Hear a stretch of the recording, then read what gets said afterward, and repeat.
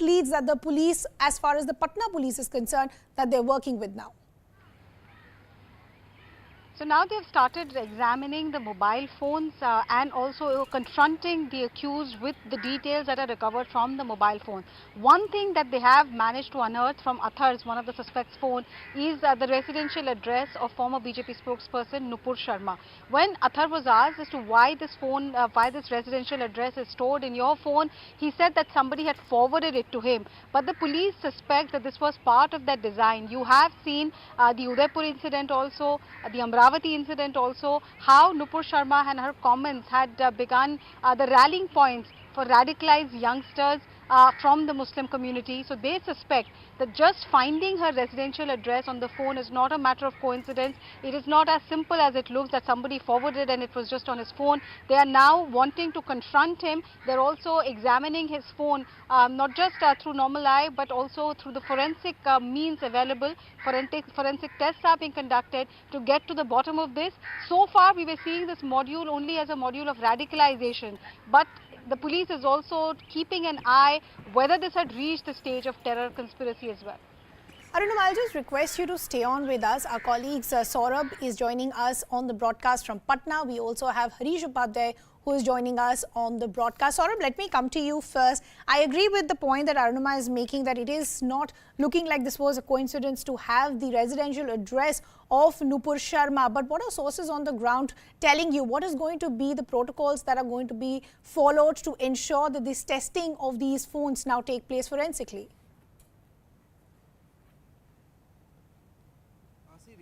Nupur Sharma has always been a talk in Bihar also, and we have seen incidents of violence since the statement was made. On July 6th in Bhojpur district, a youth was attacked by some Muslim men, namely Muhammad Rais. The crowd attacked on him because he posted some stories relating to Nupur Sharma's statement.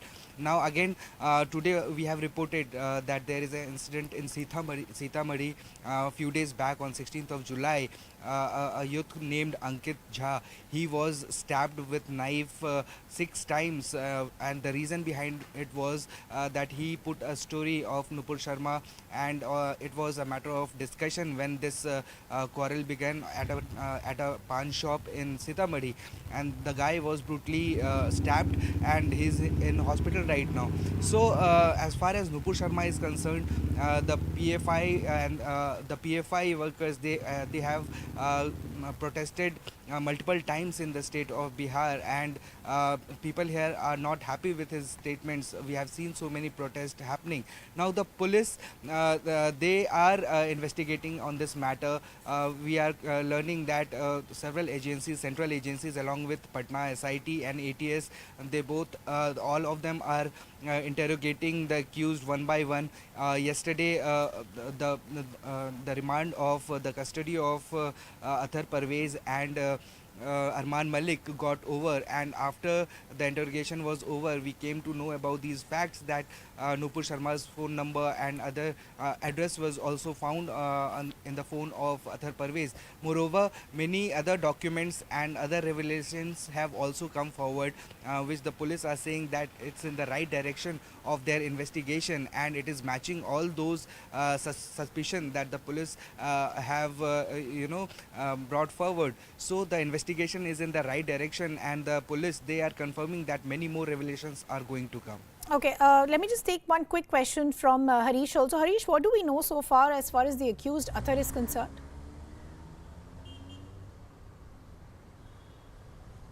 Well, PFI not really putting out much on his role or what his role was within the organization. Was he a member? Since when was he a member? None of this being spoken by the PFI. PFI, in fact, hasn't responded to the questions sent out by CNN News 18 on specifics about Athar or Nupur Sharma's address being found on his device, their mum on it. This is something that we've seen with the PFI. They would usually take a few days' time before they come out with any sort of a response. They do understand that many of it will also reach the court. So we've seen PFI being guarded on many of these issues, whether it's on funding or the latest revelation. Okay, I'll just request my colleagues to stay on with us. We're getting some other updates coming in as well. There are fresh revelations now as far as funding is concerned. The PFI has started dealing in cash since the ED raids post-CAA protests. Now we are understanding donation receipts from 5 rupees to thousands are shown. This is to prove crowdfunding of their organization. Remember, the Enforcement Directorate is examining Hawala route through which actual funds are coming in. CNN News 18 approached PFI for their reaction, and once again, we're waiting for an official reply. Arunama, this is also very, very problematic as far as how the funding now is being done. There have been enough crackdowns that we've seen in the past, especially post the CAA protests. So now I believe donation receipts are actually now being shown. This is all, of course, to prove that there is crowdfunding that is taking place. Yes, this is complicated, and I'll try and explain what is happening here. When you are receiving money from abroad, even if you call yourself an NGO, there are FCRA guidelines to be followed. This is the first problem that agencies like PFI face, because FCRA guidelines have been made stringent, the act has been amended. They were receiving money via Hawala is the charge of the central as well as the state agencies, that they have been receiving money from Middle East, from other Muslim dominated countries, and to justify that, ever since the Enforcement Directorate started looking into their accounts, what PFI has started doing, this is what is being alleged by police officials, is that they have cutting receipts of 5 rupees, 10 rupees, 50 rupees, as nominal amount as that, in the name of random people. So suppose in your vicinity there is a rickshaw puller or there is a small shopkeeper, you just get that person's name and address and keep it in your record, and to justify the big amount that you get, you cut out receipts of such small petty amounts which are difficult to audit, which are difficult to scrutinize, and that is the circuitous route that is being taken. This small amount receipts are being justified in the name of zakat. Zakat is, of course, the money that you give as part of your religious service for charity. So you are saying that this rickshaw puller has very little income, but he was wanting to donate 5 rupees to our cause. This is the receipt for it. But in actuality, this is what police suspect, that in actuality this is just a circuitous route of hiding the Hawala money coming in from foreign countries. Sort of taking on from what Arunama is saying of how this is all now being hidden, and how these small receipts are now being cut to actually hide possibly the allegations as far as a Hawala route being involved as well. So what is this cash route that the ED is now looking into? What are your sources on the ground telling you? What is this nexus that the ED is trying to crack down to ensure, to try and have more details of where this funding is coming from? Ridhima, I would like to add what Arunuma has said about zakat. I'll show you on my phone. I don't know whether it will be visible. This is a profile of Sultan Usman Khan. Sultan Usman Khan is a member of Popular Front of India. He is from Motihari, Chakia, and here I have a post over here where he had asked for donation. I'll read it out. It's in Hindi. Ramzan का महीना है, शुरू हो गया है, और इसी के साथ पॉपुलर फ्रंट के चंदा का महीना भी। पॉपुलर फ्रंट के लोग जब आपके घर, मोहल्ले, दुकानों, मस्जिदों में आए तो आप लोग हमें भरपूर चंदा दें ताकि हम लोग मजबूती के साथ कौम और मिल्लत के लिए काम कर सकें। ये संगठन आप लोग के लिए ही चंदे से चलती है और जुल्म के खिलाफ इस जंग में हमें अपना पैसा देकर हमारा साथ दें। So this kind of post we can see on the Popular Front page of a member of PFI. This clearly shows how they collect chanda, that is donation, from people at several places. This is just a small town in Motihari district where the people are asking for donations. So it's clearly evident that the sources are not only foreign funding but also at the local level. People are trying to get donation from small shops, from all kinds of people. Now we have the information that the police, as according to the police, they have revealed that there were transactions of around 83 lakhs, and police have mentioned the names of the countries: Pakistan 40 lakhs, 13 lakhs Bangladesh, and 30 lakhs Turkey. So these all countries had funded, and the account is related to Athar Parvez and Jalaluddin. So terror funding angle is still getting investigated. No official confirmation of the exact amount, but yesterday after the interrogation, police told that the bank accounts will be monitored by Patna police. They are going to do all sorts of research of those bank accounts that were mentioned by Athar Parvez and Arman Malik, who were arrested, and they revealed many more things to the security Okay. forces.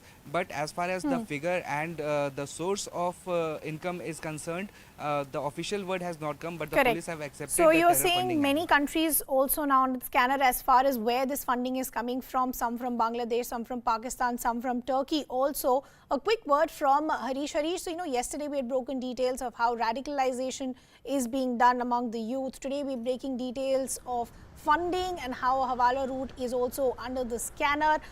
For how long can the PFI continue to defend what their organization actually represents? Because now the clamor asking why this ban on the outfit hasn't happened is only increasing. Well, PFI in fact has dared the government, saying that if the government thinks that we are involved in illegal activities, then they should ban us. Why are they not doing that? Especially this BJP government has been in power since 2014, and there are recommendations that have gone in from various states.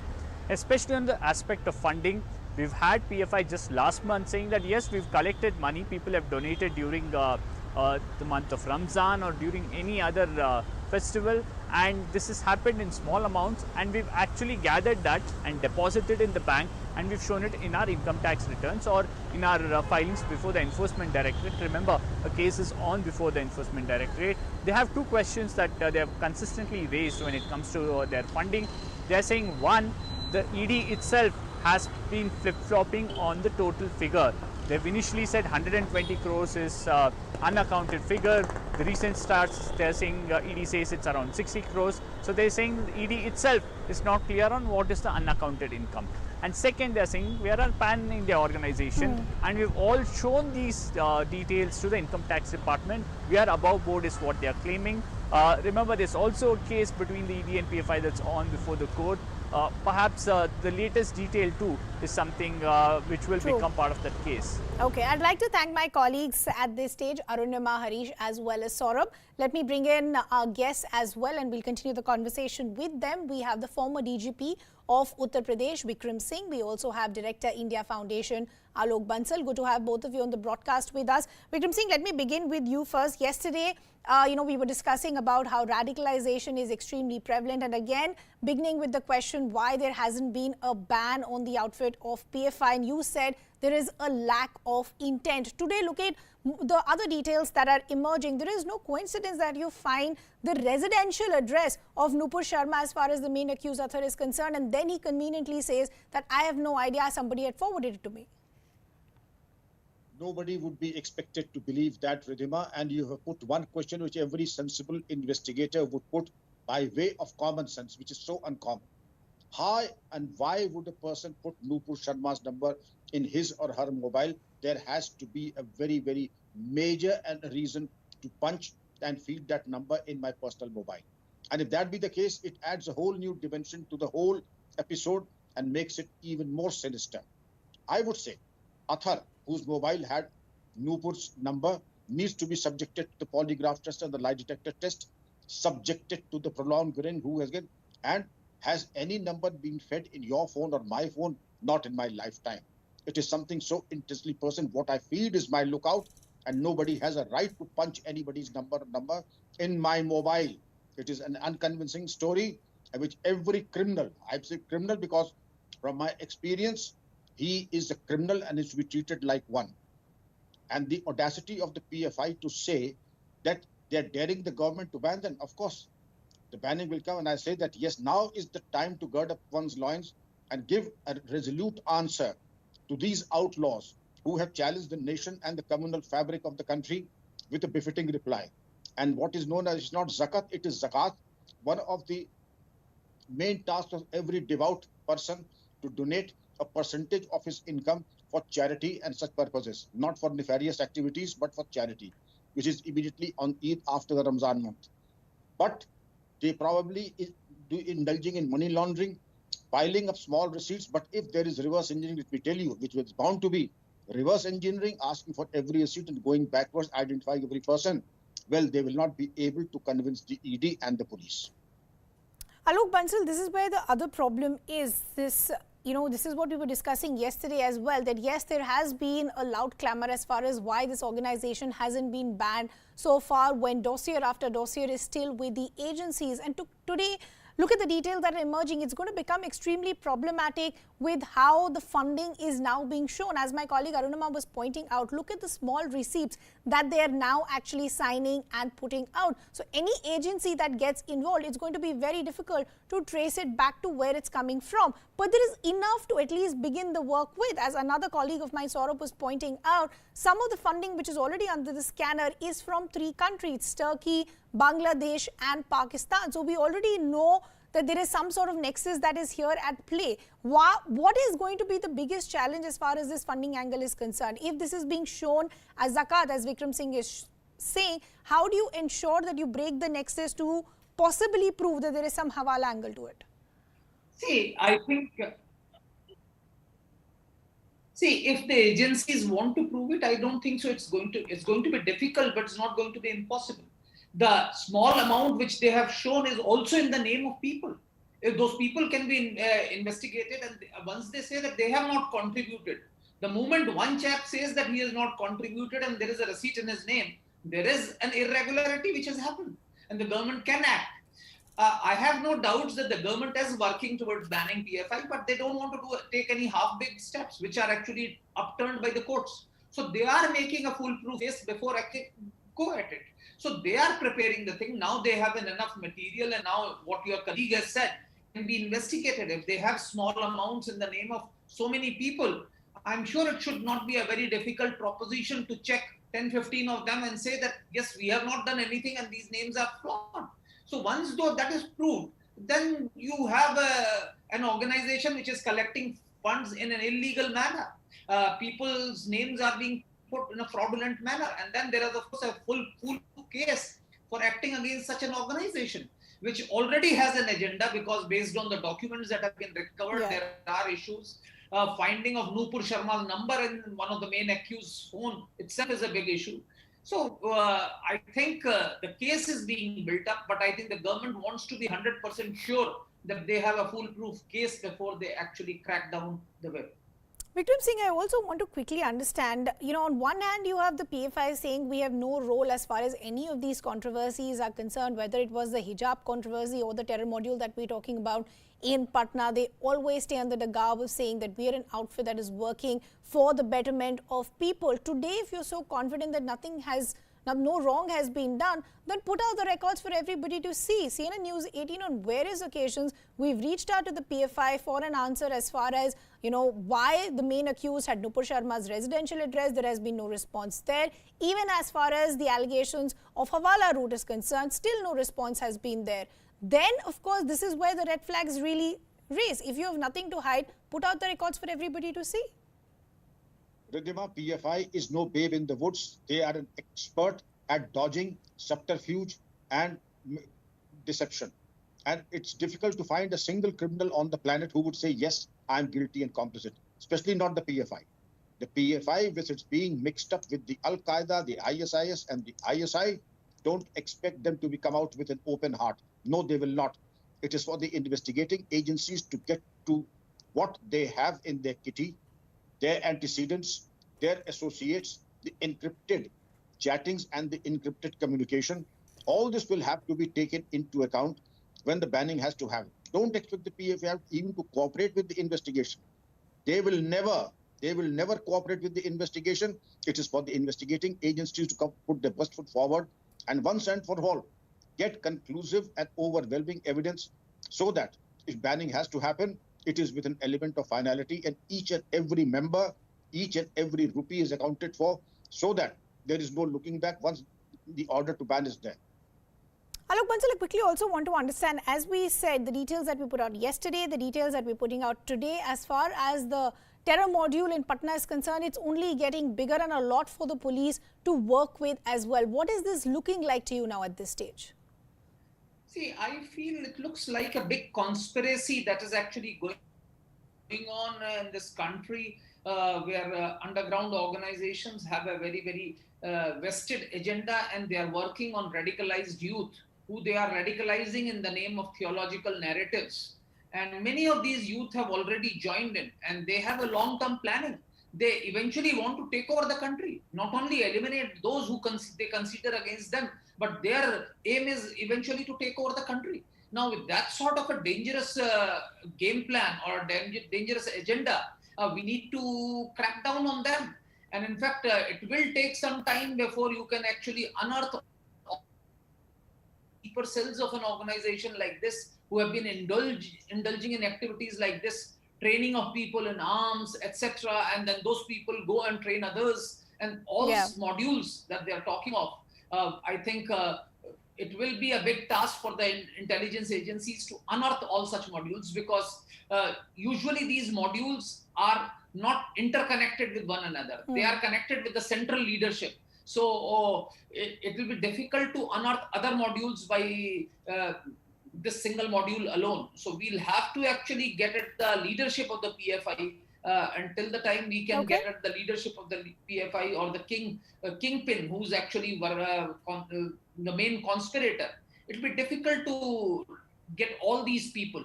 But I think it is a very, very serious issue, and I think the agencies and the government are cognizant of the dangers that such organizations pose to the security of this country. And I think sooner we get rid of them, better it will be for the country and for its citizens. Unfortunately, I will have to leave that conversation there. Vikram Singh as well as Alok Bansal will continue to put out more details right here on CNN News 18 right through the day. You can read that story up on our website as well. We're now shifting our focus to the other big story that we're tracking. The death of a class 12 student in Tamil Nadu's Kalakurchi sparked violent protests in the district. Parents of the deceased student have moved the Supreme Court requesting that doctors of their choice be allowed to conduct the second post-mortem or the autopsy. The Supreme Court has, however, refused interim relief to include the doctor of the father's choice and will hear the matter tomorrow. Remember, the second post-mortem is scheduled for today by a team of doctors appointed by the Madras High Court, which will be conducted by a team of 3 doctors to be appointed by the court, and it must be videographed as well. This is important. Meanwhile, Tamil Nadu Chief Minister Stalin held a meeting through video conferencing regarding this issue. The ministers and secretaries briefed the Chief Minister about the people who instigated the violence and the steps taken to curb it as well. We're now getting some other updates also coming in. We're understanding the procedure of the re-postmortem has now started. The deceased body has been taken for an X-ray. Remember, this was ordered by the Madras High Court yesterday. The family also wanted another autopsy because they felt that there was foul play and the entire truth wasn't out. Yesterday, what we had heard from the Madras High Court that the father and the lawyer can be present when this autopsy takes place, the second post-mortem. And crucially, this entire process now needs to be videographed as well. We now understanding that the body now has been taken for X-ray. Remember, this unfortunate case which came from Kalakurchi had resulted in violent protests and vandalism that we saw over the weekend as well. My colleague Ritu is now joining us with more details. Ritu, the family still claims that there is some sort of foul play that took place. The entire truth is not out. Speaking about how crucial the second autopsy is going to be, talk to us about the entire procedure that's going to follow from here on. We're now understanding the body, in fact, has been taken for an X-ray. Yes, now the family who had demanded for the second autopsy is not present at the hospital despite the district collector's office in fact trying to reach out to the family, and they've been trying to reach out to the family from since morning, but none of them are responding to their calls. All of their phones are all either switch off or either not reachable. So the police say us that also our resources are also saying us that the family is not in fact trying to cooperate with the police, and it has been difficult for the state government also to handle this case. Is something that we are learning on ground. But meanwhile, the procedure of the second the re-postmortem in fact has already started here. Now I'll show you the visual where I am is just right behind me is the hospital there where this whole procedure is taking place. So here on the first side that you are getting this visual is the hospital where the body was kept for all these days, and also on the left hand side is the place where the x-ray is taking place now to understand what are the kind of injuries that the body had. So the second autopsy has already started without the parents, because the district administration in fact tried reaching out to the family as they aren't responding. Also the collector of this district also said that it's a tentative time for them as well, because they are trying to reach out to the family members, but they aren't responding. So of course without the presence of the family they will have to start the second autopsy as well now. But what we have to wait and watch is that now what will be the next, because the family has not reached here to the hospital. But also on the other side you see at the native of this particular deceased girl, the procedure of the last rites have already started. Also the relatives of the deceased girls are saying that the family has left to the hospital in the morning itself, but you see it's already the afternoon, but you don't see the parents here at the hospital. The police is finding it difficult to reach out to the parents who are not responding. In fact, we are also trying to reach out to the family members to understand what is exactly happening, when will they arrive, and how will the procedure start as well, because that has been their primary demand that they had made it to the Madras High Court as well, despite the investigation was on. And the police had also assured the family members that in the investigation that is ongoing they will identify what exactly went wrong. But that was the primary demand of the family, that there was a foul play in this particular death, and there is a lot to the death of their daughter.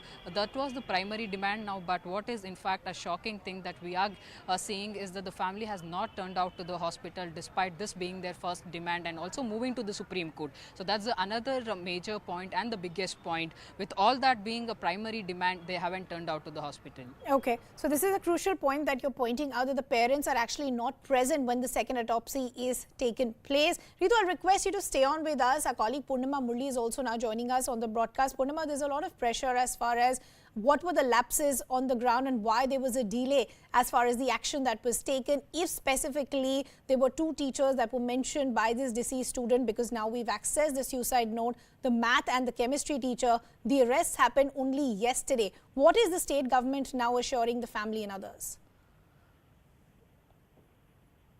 Well, Tamil Nadu Chief Minister maintains that those who are responsible for the suicide of the 12th grade students, those will be arrested, and the arrests were made earlier yesterday. But now the state government is focusing on trying to identify the protesters who indulged in violence and damaged all the buses, police vehicles, and also the school premises. Therefore, that is the priority. More than 200 have been arrested, but the Madras High Court has asked the Tamil Nadu government to form special teams to identify those who provocated the entire episode that panned out on Sunday violence. However, at the moment, it's the family that are claiming foul play, and they also want an autopsy report that will bring out the truth. The family, especially the mother speaking to News 18 Tamil Nadu reporter, had said that there were multiple injury marks and the timing of the death mentioned in the autopsy report is not correct, and therefore they wanted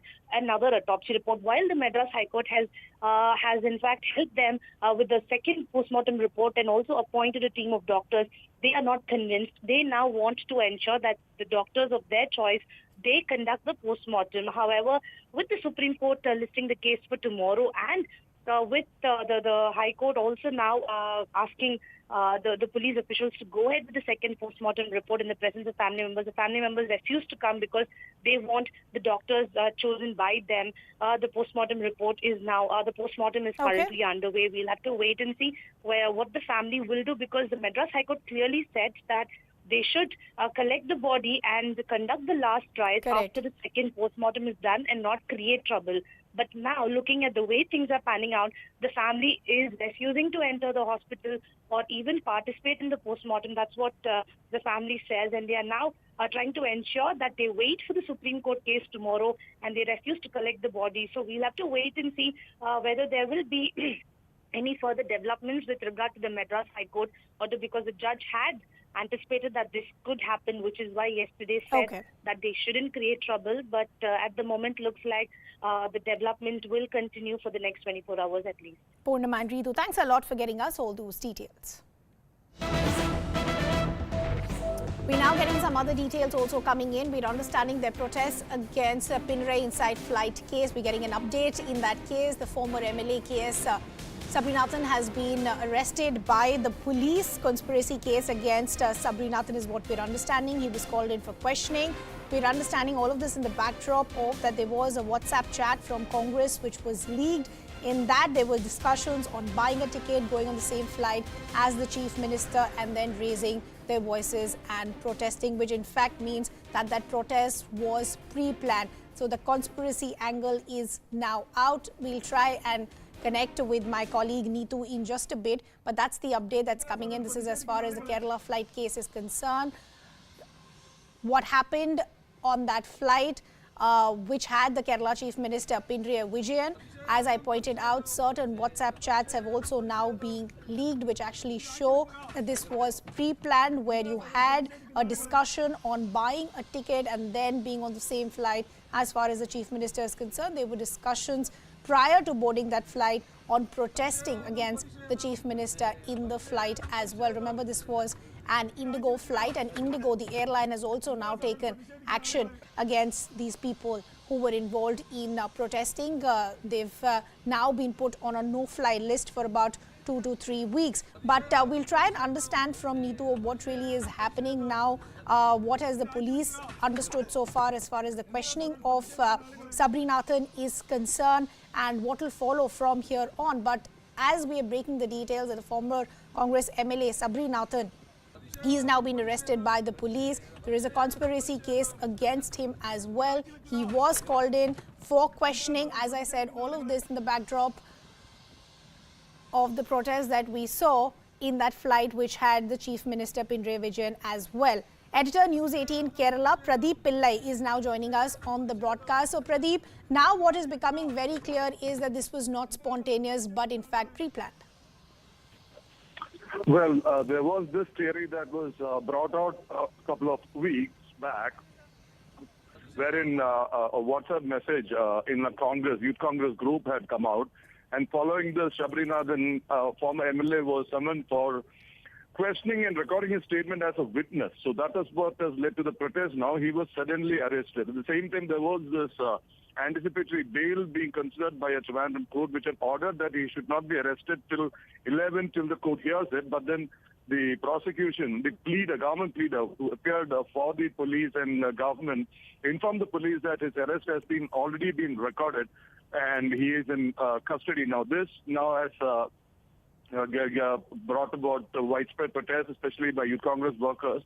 They are now squatting in front of the police station. They've blocked the police chief from going away with Sabrinathan to be produced. Now, what we are seeing is a massive protest, very politically sparked, because this controversy has been going on for a while. The Youth Congress and the Congress leaders have always been holding on to the fact or their stance that the two youngsters who were arrested for protesting in the in the same flight in which Chief Minister Pinray Vijayan was traveling, following allegations about his family's involvement in the gold smuggling and related cases, following an exposure by a Swapna, who was a prime accused in the gold smuggling case.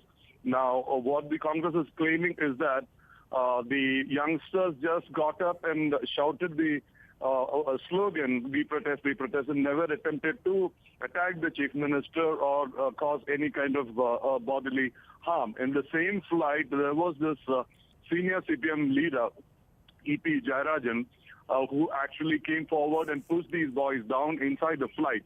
Now, the Indigo flight, the corporation had banned the youngsters, the Youth Congress workers, for 2 weeks, and the leader EP Jayarajan for 3 weeks, following which he also came out with a virulent attack on the Indigo airline, saying that it is substandard and he will never ever travel on board Indigo. Now, today's developments follow this. Following the WhatsApp chat that had come out, Sabrinathan was summoned for questioning, but he was spontaneously, quite dramatically arrested. This was informed in the court by the government leader, which sparked the spontaneous protest, Okay. especially in Thiruvananthapuram. Back Okay, to you. Pradeep, I'll just request you to stay on with us. Our colleague Neetu, in fact, has had a conversation with the leader of opposition of the Kerala Assembly. Let's listen in.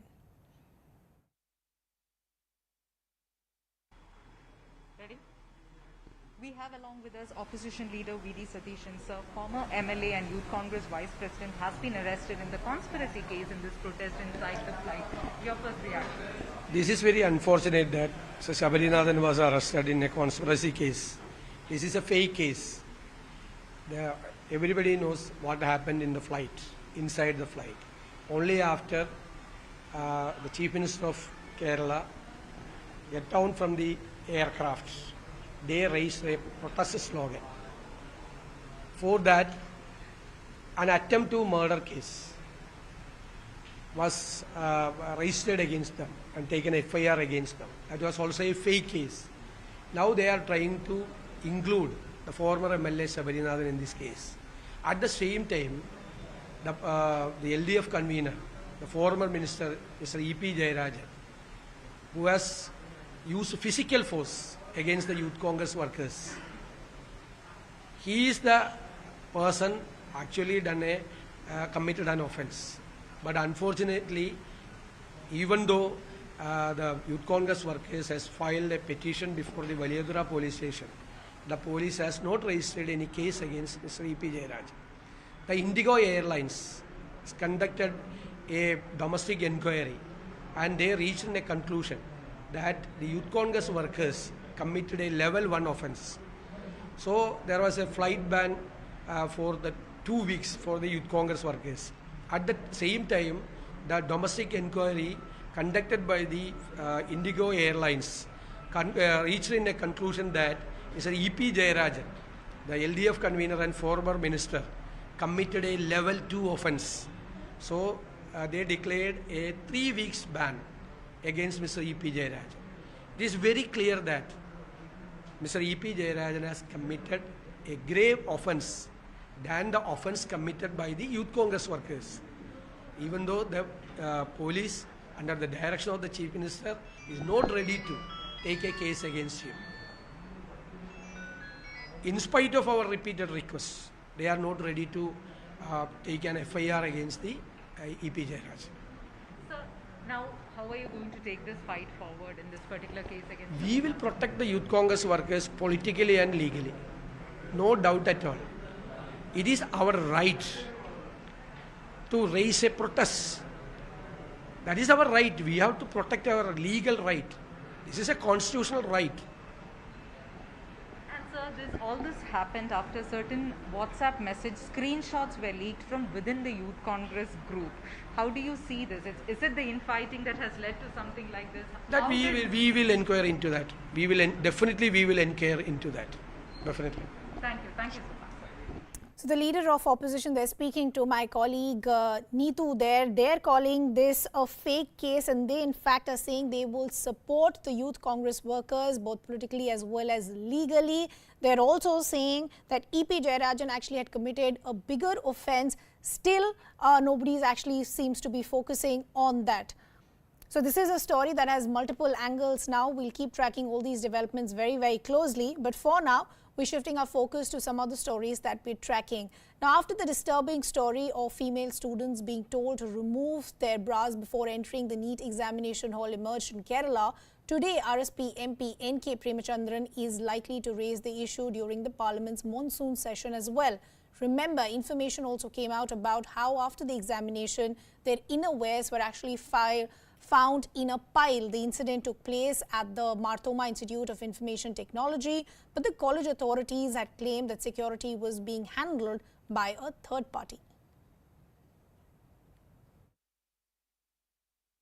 So how many cases has been registered so far and how many girls have come forward? Initially we had received one complaint and we have registered a case and 4 more complaints have been received.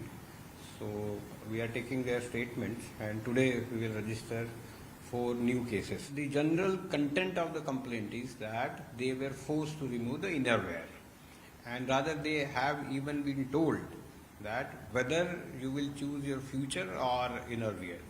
That is what has been said in the complaint. So now once we investigate and take statements of other people as well, we will be able to know what exactly has happened. As far as this NEET controversy is concerned, now we're understanding the Kerala Higher Education Minister R. Bindu has also written to the NTA or the National Testing Agency in the NEET exam incident. Remember, as we were just listening to reactions also coming in, more and more students are now approaching the police where they're now questioning what actually happened with them. A lot of them also now saying, imagine the mental situation in which we actually had to write the examinations, and how absurd was it for us to be asking to choose between our career or actually wanting or not wanting to remove our innerwears. Neetu is back with us to help us understand what really is happening. Neetu, a lot of students are now, garnering some courage and they're approaching the police, filing complaints as well. But as far as the college authority is concerned, they've completely passed the buck and they don't want to have anything to do with this. They're saying this was outsourced to another agency. So two things that I want to understand: is this only an isolated case from one particular center in Kerala? And secondly, how many more students or girls have now approached the police?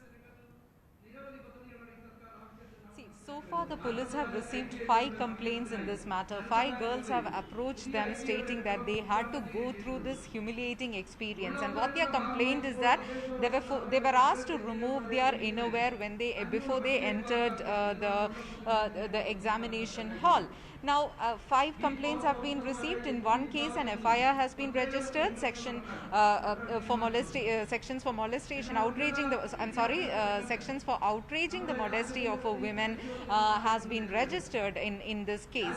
The statements of other girls are also being recorded, and the process of registering cases is ongoing in that. So, at least 5 cases will be registered, and the police is also feeling that there might be more girl students coming forward to make this complaint. So far, only from this one particular institute, they have received complaints across the state. Now, what the version of the college is that basically that according to what they have told the police, that they were not responsible for conducting this biometric or frisking that was given to an outside agency, and that is what and these are the people who have conducted these tests. Now, Higher Education Minister of Kerala R. Bindu has also written to NTA. Yesterday itself she had written to Union Education Minister, but today she has even written to NTA stating that there should be strong action in this case, and also said that this cannot continue like this. Neetu, but the question that is also being raised is that this is an examination that takes place nationally. So how are we seeing these cases emerge year after year only from Kerala? Some protocol seems to be completely being thrown out of the window.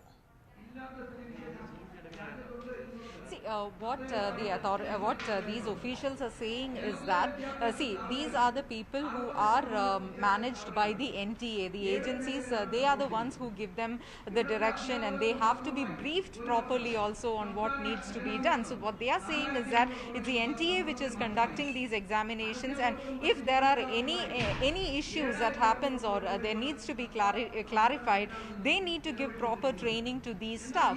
And also this time, what the Higher Education Minister has said is that this cannot happen, this cannot be repeated by humiliating the students like this, and that is why she has wrote letters not just to the NTA but also to the Education Minister to ensure that nothing like this happens, that the agencies that are being entrusted to do this frisking and biometrics be briefed properly, and nothing of this sort should happen. Neetu, I quickly also want to understand what has the NTA said so far? From what we know, the information that has come in from the NTA is that they immediately after this issue came to light, they have asked for reports on this incident, and they are waiting for that report is what we are understanding. And they also said that the NTA manual doesn't say something like this, that your innerwear should be removed. So they are waiting for the report is what we are understanding. They've already sought a report from what really happened.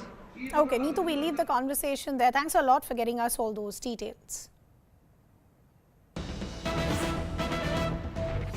We we're also now getting some other breaking details also now coming in, and this is an incident that is now coming in from Mewat, we are understanding, where a DSP was run over by a dumper. Hand of illegal mining mafia is what initial reports are now suggesting. So a shocker there being reported from Mewat in Haryana is what we're understanding. Let's try and get more details. I believe my colleague Anshul is now joining us. So Anshul, talk to us about where this actually happened and what is currently the angle that is being worked with. So yes, this incident happened in a small village of Panchgaon near Nu, where this incident has happened. And as the DCP, this was his last year as the DCP, and he went there for a surprise inspection at a site where it was being said that illegal mining was happening. And as soon as he reached the site with his team, it is being said that the land mafia then just ran the dumper over him. Now remember, this dumper was the same dumper that was being used to take the sand from that location and then smuggle it to elsewhere. So as of now, there has been no arrest that has been made as of now in this whole case. The DSP has died on the spot is what we are picking up as of now, and it is also being said that he went there for a surprise inspection, and as soon as the mafia saw the DSP coming at the location with a team of police officials, they immediately went ahead with the dumper and ran the dumper over the DSP is what we are being told. Till now, no arrests have been made in this case, but it is being said that this is the biggest ever action that has been taken by the Haryana land mafia against a police official. However, what the police is officially telling us as of now is that they have started the investigation into this. They have the details of the people who are involved, and in the next few minutes we might also get the reports of all these people being arrested by the Haryana police. But as of now, it has been approximately 2 hours since this incident has happened, and no arrest has been made as of now. Anshul, I'll just request you to stay on with us. Our colleague Kashim Khan is also now joining us on the phone line, and I believe he's actually joining us from Mewat. Kashim, क्या आप बता सकते हैं ये घटना कब हुई और पुलिस का क्या कहना है? क्या उनके पास कोई लीड्स हैं जिनके साथ वो काम कर रहे हैं? कब तक कोई अरेस्ट हो सकता है? देखिए, कुछ देर पहले की घटना है, तकरीबन 1-1.5 घंटे पहले की घटना बताई जा रही है। तावड़ू क्षेत्र का ये मामला है। पचगांव गांव के समीप ये हादसा हुआ है। डीएसपी सुरेंद्र सिंह अपने गनमैन और चालक के साथ उनको सूचना मिली थी कि कुछ ओवरलोड डंपर यहाँ से गुजरते हैं जो अवैध खनन के कार्यों को अंजाम देते हैं। उनकी जांच के लिए वो गए थे। जैसे ही वो वहां पर पहुंचे और अपनी गाड़ी से नीचे उतरे थे, तो उसी दौरान एक डंपर ने सीधी उनको टक्कर मारी है। डीएसपी की घटनास्थल पर ही मौत हो चुकी है। उनके शव को कब्जे में लेकर पोस्टमार्टम के लिए सीएचसी नूह के लिए भिजवा दिया गया है। एसपी वरुण सिंगला घटनास्थल पर पहुंच चुके हैं। ADGP south range M Ravi Kiran भी वहां घटनास्थल पर पहुंच रहे हैं। भारी पुलिस बल तैनात है। डंपर चालक डंपर की तलाश तेज कर दी गई है। पुलिस की बहुत सारी टीमें अब घटनास्थल पर पहुंच चुकी हैं और अवैध खनन का और जो डंपर माफिया का ये खेल है, ये कोई नया नहीं है। पिछले काफी लंबे समय से इस इलाके में खनन माफिया सक्रिय रहा है और कई बार इस धंधे में पुलिस पर भी सवाल उठते रहे हैं कि पुलिस इस धंधे से मोटी कमाई करती है। इससे पहले भी कई जवानों की जान जा चुकी है, लेकिन इतने बड़े स्तर के अधिकारी की पहली बार एक डंपर की वजह से जान गई है, जो सीधी टक्कर मारी गई है। तो कहीं ना कहीं पुलिस प्रशासन की इसमें बड़ी चूक रही है, क्योंकि ये नया धंधा नहीं है। पिछले कई दशक से लगातार ये धंधा यहाँ फल फूल रहा है। काशिम, जैसे आपने कहा, काफी सवाल खड़े हो रहे हैं, कोई नया नहीं था, तो पुलिस की तरफ से भी कुछ चूक हुई है। अभी ऑफिशियल्स कितने और कौन से ऑफिशियल्स ग्राउंड पर हैं? देखिए, जहाँ तक बात करें तो यहाँ डीएसपी के गनमैन और चालक ने डंपर को और गाड़ी को देखा था और उन्हीं से पूछताछ के आधार पर आला अधिकारी अब टीमों का गठन कर रहे हैं ताकि जल्द से जल्द आरोपी को पकड़ा जा सके, डंपर को कब्जे में लिया जा सके। जहां तक डंपर और खनन का सवाल है, तो बड़े पैमाने पर यहाँ से पुलिस विभाग को, राष्ट्रीय विभाग को राजस्व आता रहा है। सैकड़ों की तादाद में रोजाना यहाँ ओवरलोड डंपर फर्राटा भरते हैं। ये न केवल पुलिस के अधिकारियों और जवानों के लिए घातक हैं, इलाके के सैकड़ों लोगों की जान भी ये डंपर ले चुके हैं। बार बार ये सवाल उठते रहे हैं। लोगों ने भी कई बार यहाँ इनको लेकर के जाम लगाया है और मांग की है कि ओवरलोड डंपरों पर, अवैध खनन पर लगाम लगाई जाए, लेकिन पूरी सख्ती के साथ इन पर आज तक भी लगाम नहीं लग पाई है। यही वजह है कि आज एक डीएसपी स्तर के अधिकारी की मौत हो चुकी है। काशिम, मैं आपसे एक चीज़ और पूछना चाहती हूँ। जैसे आप बोल रहे थे कि पुलिस काफ़ी कॉन्फिडेंट है कि कुछ समय में एक आइडेंटिफिकेशन हो पाएगा और अरेस्ट भी हो पाएंगे, डंपर की क्या कोई आइडेंटिफिकेशन हो पाई है अभी तक? बिल्कुल, डंपर की आइडेंटिफिकेशन जो दो अधिकारी के साथ जो दो कर्मचारी थे, गनमैन और चालक, उन्होंने कुछ हद तक कर ली है। उसी के आधार पर आला अधिकारी इनसे पूछताछ कर रहे हैं। टीमों का गठन कर दिया गया है जो चारों तरफ इलाके में सर्च अभियान कर रही हैं। उम्मीद यही की जा रही है कि बहुत जल्द डंपर चालक और डंपर पुलिस की गिरफ्त में होगा। तो आपने जैसे बताया जो ये डीएसपी थे सुरेंद्र सिंह, उनकी तो मौके पर ही हत्या हो गई थी। उनका शव कहाँ लिया गया है, कहाँ ले जाया गया है, क्या उनके परिवार से कोई बातचीत हो पाई है? देखिए, डीएसपी के शव को जिला मुख्यालय नुहू सीएचसी में लाया जा गया है, जहां उनकी पोस्टमार्टम प्रक्रिया जो है वो आगे बढ़ेगी। लेकिन एसपी वरुण सिंगला वहां मौके पर पहुंच चुके हैं। उनका पहला प्रयास यही है कि जल्द से जल्द डंपर को और डंपर चालक को पकड़ा जाए, ताकि तेजी से इस दिशा में कार्रवाई की जाए और पूरे नेटवर्क का खुलासा किया जाए कि आखिर ये जानबूझकर हुई है हत्या या फिर एक हादसा है। तो कुल मिलाकर पुलिस अभी इस दिशा में कुछ भी कहने से साफ साफ बचती दिख रही है। आला अधिकारी कुछ देर बाद ऑफिशियल बयान इस मामले में देंगे, उसके बाद ही पता लगेगा कि पुलिस की जांच किस दिशा में आगे बढ़ रही है। काशिम, दो तीन चीजें मैं और समझना चाहती हूँ। पहले मैं ये समझना चाहती हूँ, जो ये डीएसपी थे सुरेंद्र सिंह, ये इस एरिया में कितने समय से काम कर रहे थे? डीएसपी सुरेंद्र सिंह तावड़ू इलाके में पिछले 1-1.5 साल से लगे हुए थे और लगातार वाहनों की चेकिंग की बात हो या अवैध खनन की बात हो तो कार्रवाई करते रहते थे। सबसे बड़ी बात यह है कि 4 महीने बाद वो सेवानिवृत्त होने वाले थे। 4 महीने बाद उनकी रिटायरमेंट थी और उससे पहले ही अब वो इस दुनिया में नहीं है। एक डंपर की वजह से उनकी जान जा चुकी है। परिवार में गम का माहौल है।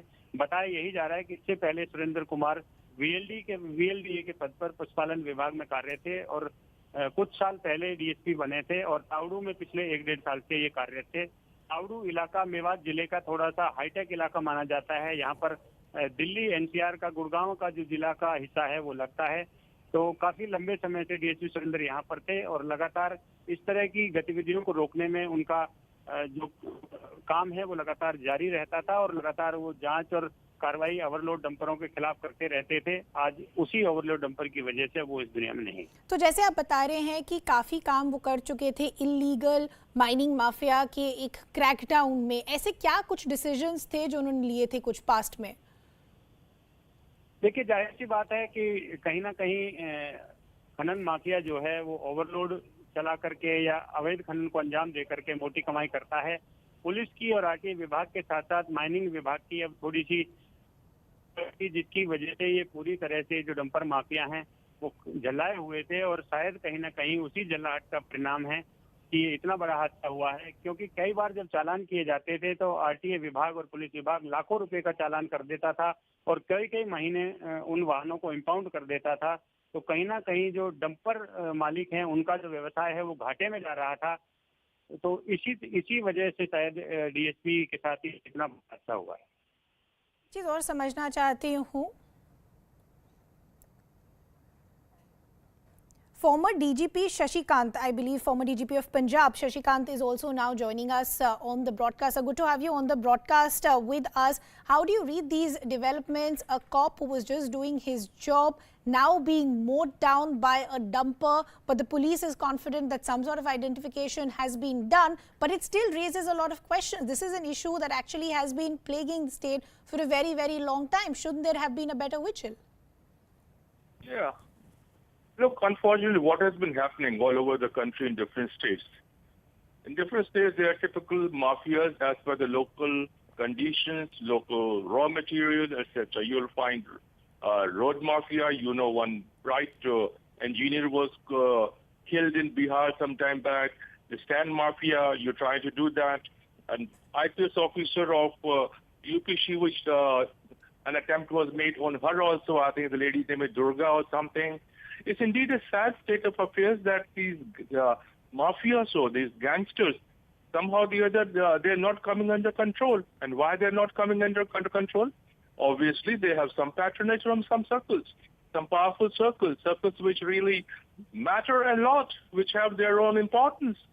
In fact, I'll say that the rule of mafia in different states, whether it's drugs, whether it is your timber, whether it is sand, and whether it is everything of education, there's not one field, unfortunately, where we don't have a mafia. All this mafia, I think CBI needs to go into these things, get lent and crush them, and not only crush them, but even their protectors need to be brought to the books and action taken against them. Sir, I'll just request you to stay on with us. We also have the former DGP of Uttar Pradesh, Arvind Jain, and we also have from the BJP, Raman Malik also now joining us. Raman Malik, let me take your first reaction. Such unfortunate news coming in. Our DSP was about to retire in the next 4 months. Mowed down today, dies on the spot, mowed down by a dumper, and we still have no arrests that have been made so far. I pay my homages to Surendra Singh ji. He was a very good officer. And let me tell you one thing.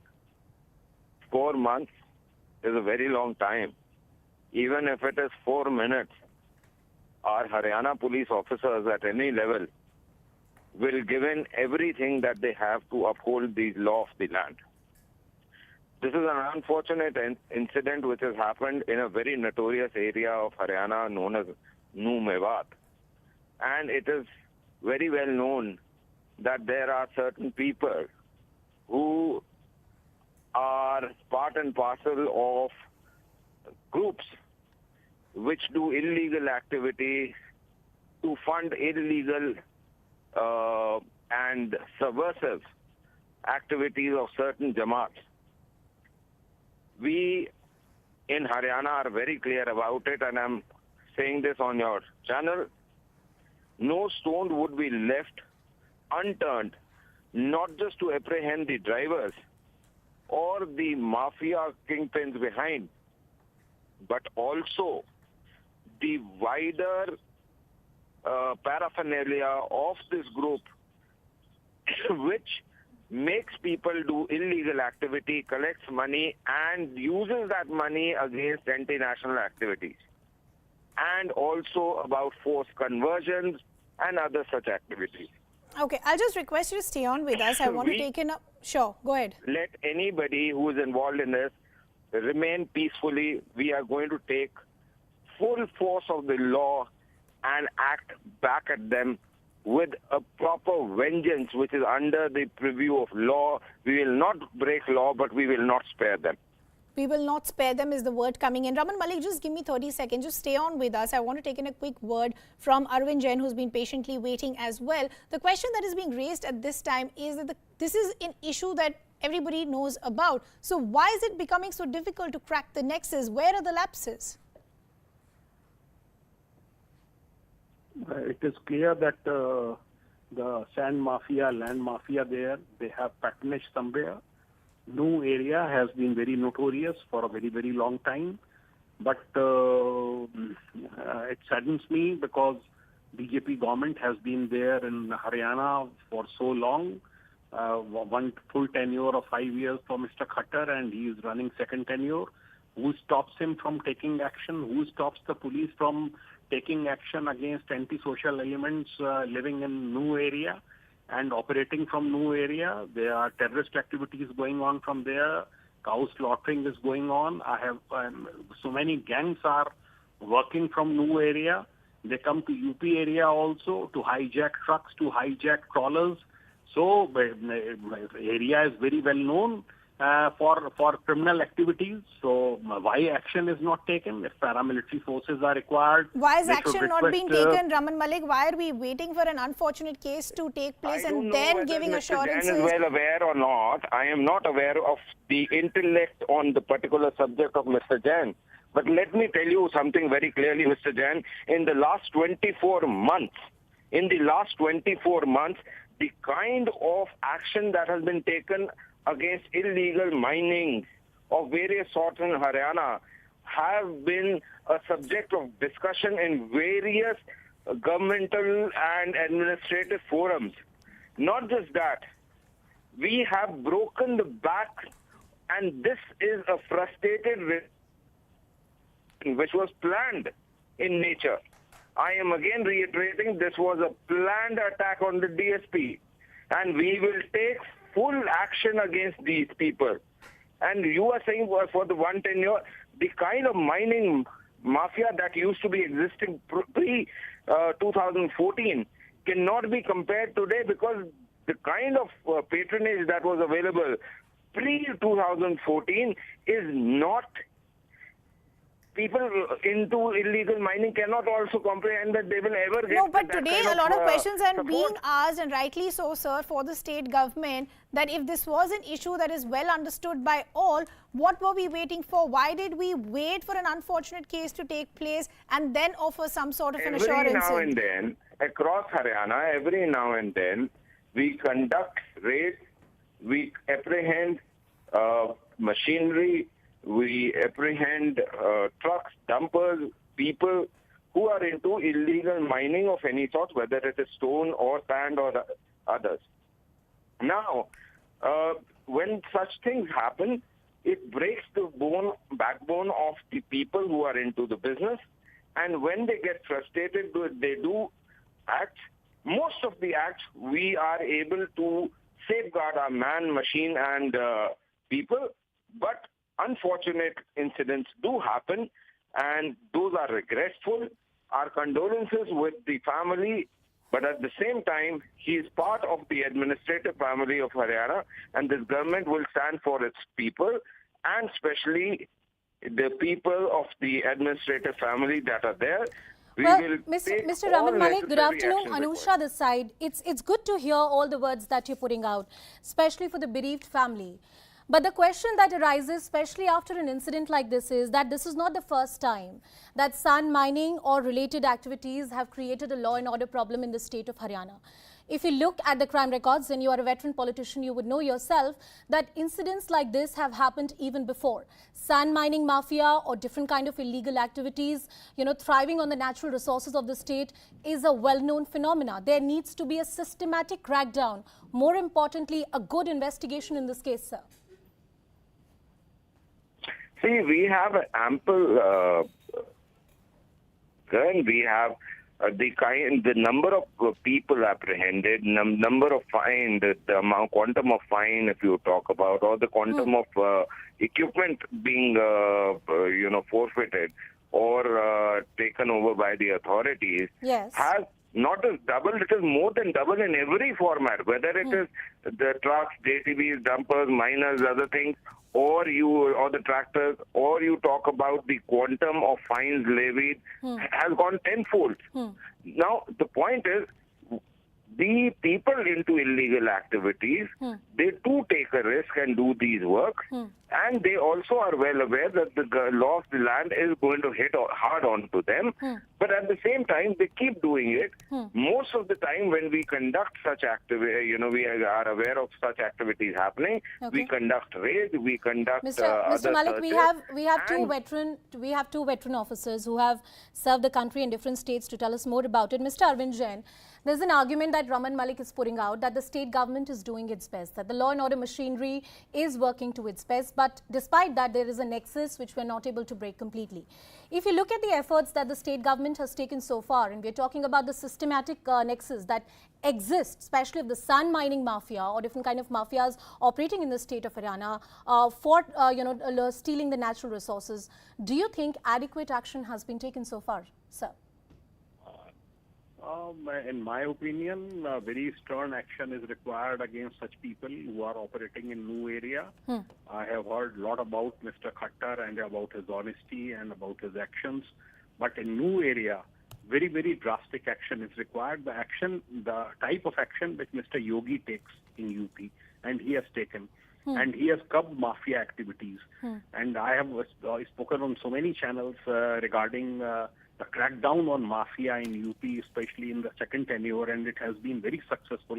Organized crime has been curbed. Organized crime, drastic action has been taken under National Security Act, Gangsters Act.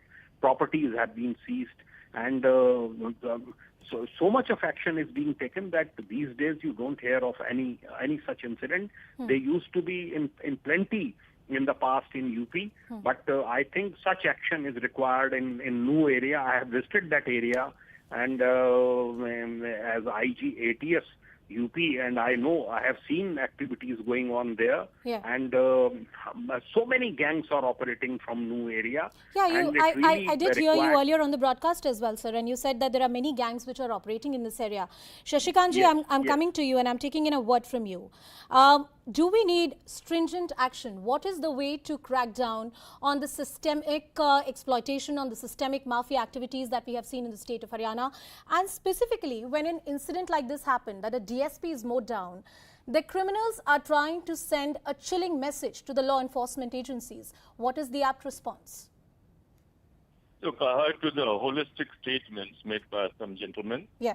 And let me tell you, I'm not sure of UP because their situation has changed a lot. But in most of the other states, these kind of mafias, particularly sand mafia, they are owned and operated by certain politicians. I know it for that. But again, we talk of action, yes. But what action?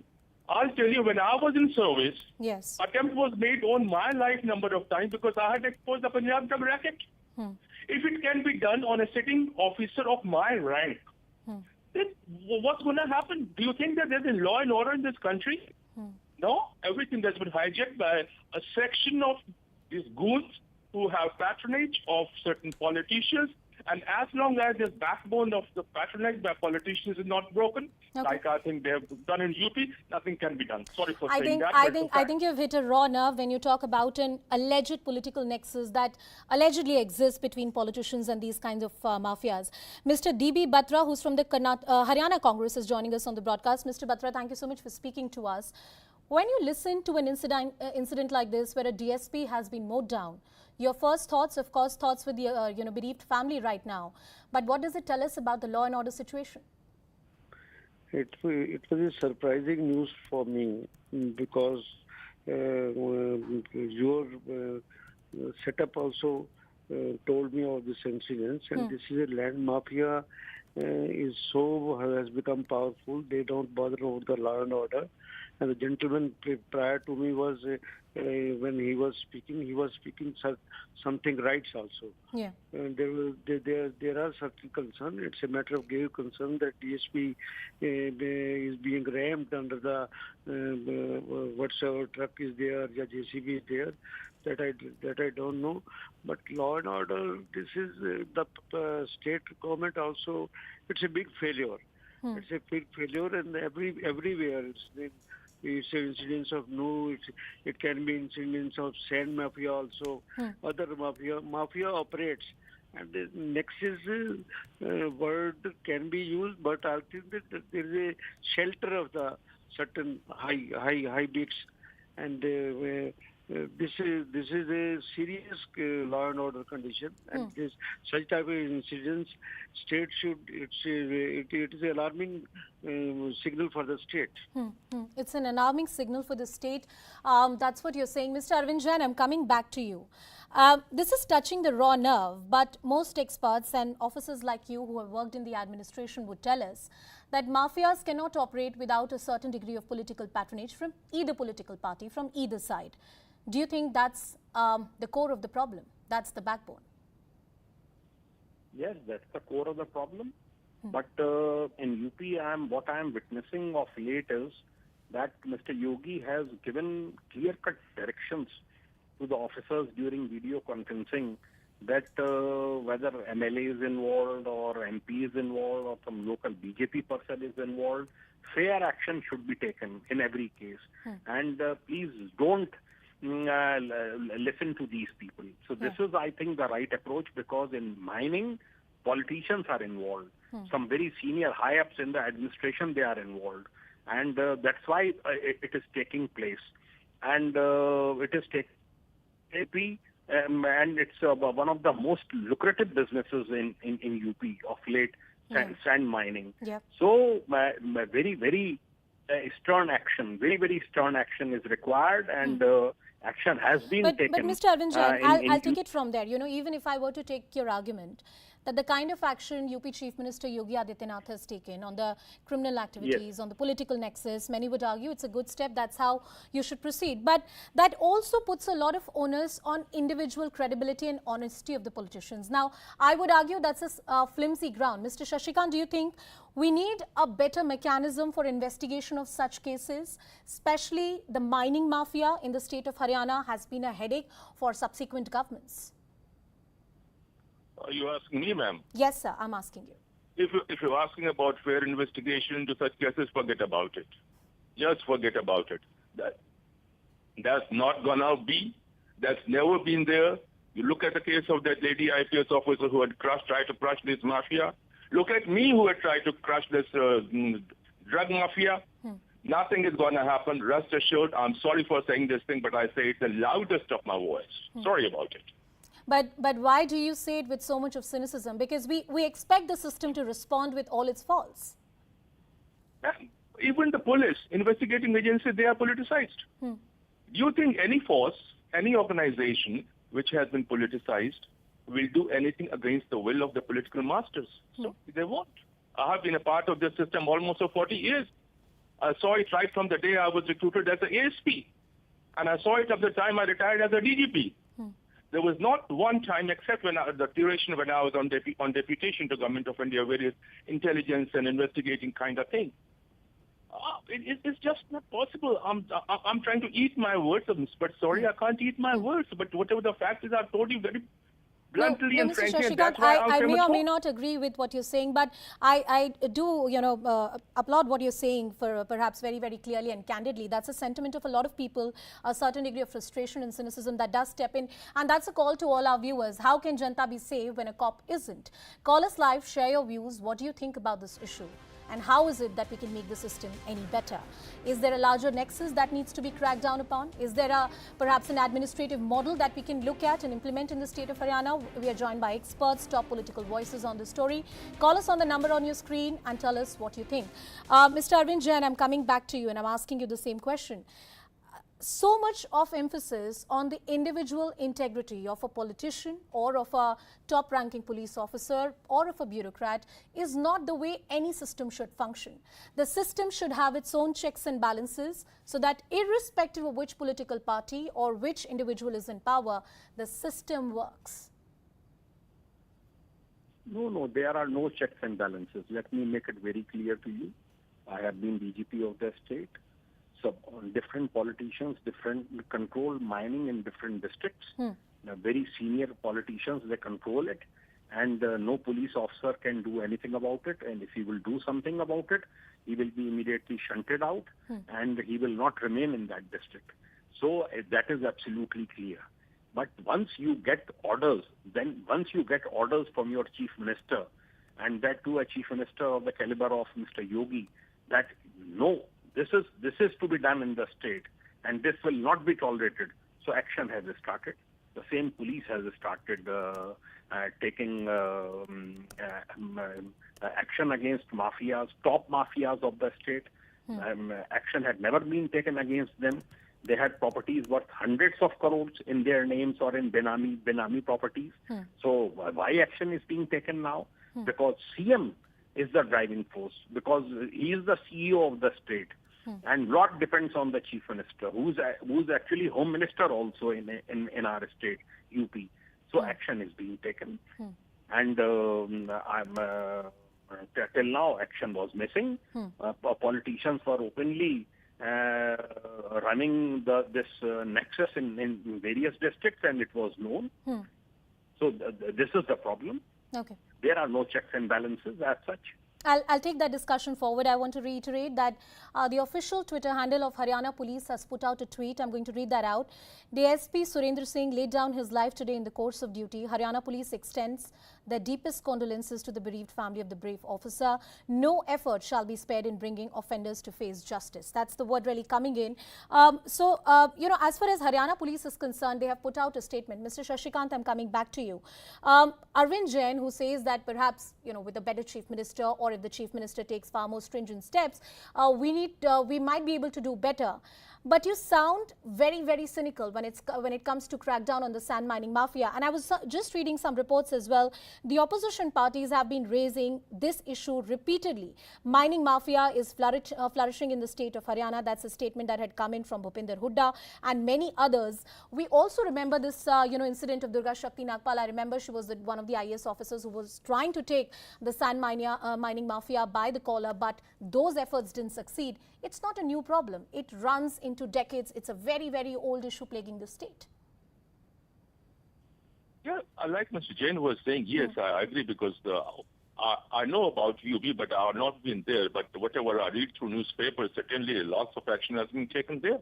And he's right to the extent then we say that the Home Minister has to show his gut and the Chief Minister has to show his gut. But what happens in the mafia things that these guys somehow the other they sort of grease the pockets or hands of the politicians across the political spectrum. Whosoever is sitting in power, whosoever is in power, whosoever is powerful in one way or the other, whatever it may be, he gets a bigger share, lion's share. Other gets. That's the reason that these guys, though, even if this mafia is owned by a certain politician, but they also grease the palms of the entire political spectrum, and not only political spectrum, a section of officials also, police officers and others also. In fact, everything is there. Like it is like a Turkish or a Japanese hammam. Unfortunately, everybody is there and not keeping their eyes closed. But going forward, Arvind Jain, coming back to you once again, I'm reading the report of a leading newspaper where, Mr. Bhupinder Hooda and many other leaders in the opposition have raised this issue. They have alleged that incidents like this have happened earlier as well. Of course, not involving a top cop, but some laborers have died, some people working on the site have died, and the sand mining mafia, which is running a nexus of companies in the state, has not been booked by the administration. If there is a political nexus, do you think that the state machinery can crack down upon it, or perhaps we need the intervention, say, of a CBI or an independent body to look at the problem? If Mr. Hooda is trying to say that land mafia was not there when he was Chief Minister, different mafias were not functioning when he was CM, then he can boast about it. At least I will not agree with it. I am also connected. I am with the state of Haryana. I know my batchmates were there, and I know so many things. So this is.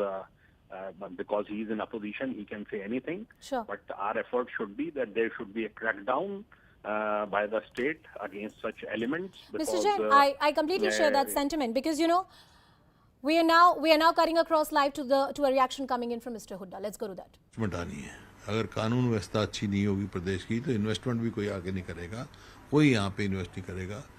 पहले 2005 से पहले भी ऐसा ही माहौल था, लेकिन हमने उस समय माहौल को सुधारा और ऐसा समय आया कि गुड़गांव और नोएडा साथ साथ है दिल्ली के, तो जो इन्वेस्टर था वो प्रेफर गुड़गांव करता था नोएडा की वजह से, क्योंकि कानून व्यवस्था अच्छी थी। अब रिवर्स हो गया। देखिए, तो इस वास्ते कानून व्यवस्था को बिल्कुल वो करना चाहिए, इसमें चुस्त दुरुस्त करना चाहिए। आज हर व्यक्ति अपने आप को असुरक्षित महसूस कर रहा है इस प्रदेश में। साहब, इतनी ताकत बढ़ गई है अवैध खनन माफियाओं की कि एक डीएसपी को कुचल करके हत्या कर दी गई। 1 साल केवल वो रिटायरमेंट का बचा था उनका और उनकी हत्या कर दी गई। तो कहीं ना कहीं जो अवैध खनन माफिया कहें या गुंडाराज कहें, वो हावी हो गया है।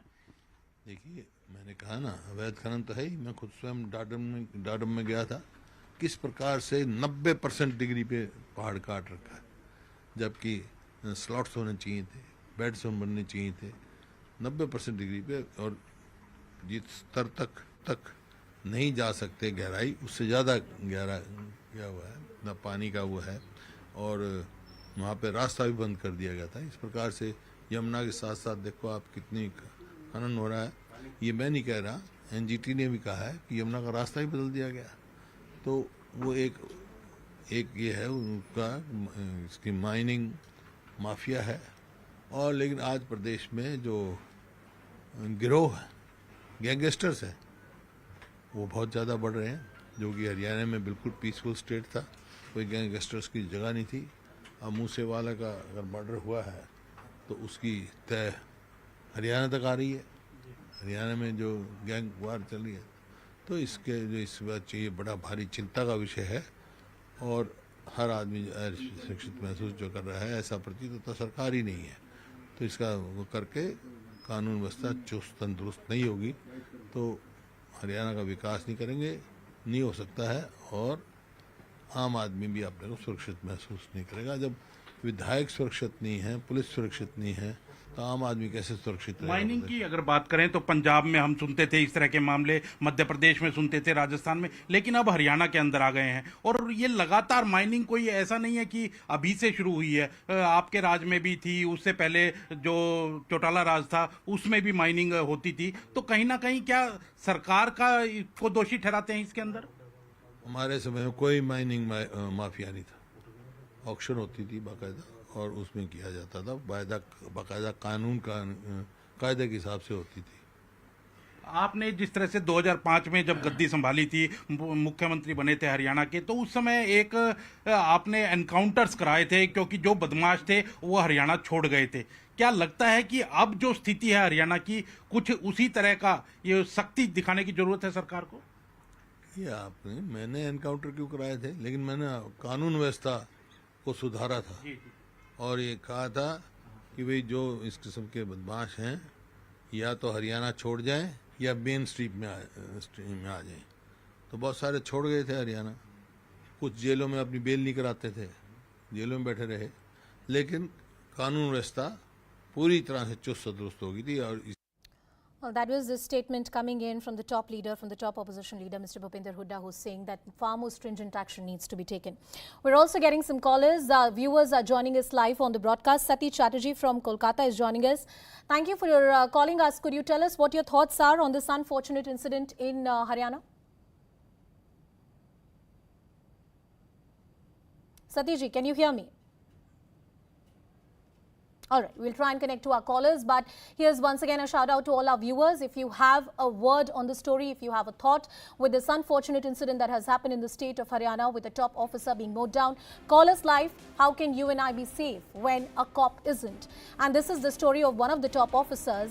But if you read and if you go back to the manner in which sand mining mafia has been operating, multiple instances have happened where villagers were protesting and a truck mows them down. Some laborers have died while protesting against the sand mining mafia, and this entire menace has been plaguing the state for over a decade now. That has been a problem. Mr. Shashikant continues to be with us on the broadcast. Mr. Shashikant, here's a word coming in from Mr. Bhupinder Hooda. He says that when I was in power, I took stringent action, but clearly that wasn't enough because they were not successful in breaking the backbone of the sand mining mafia in the state.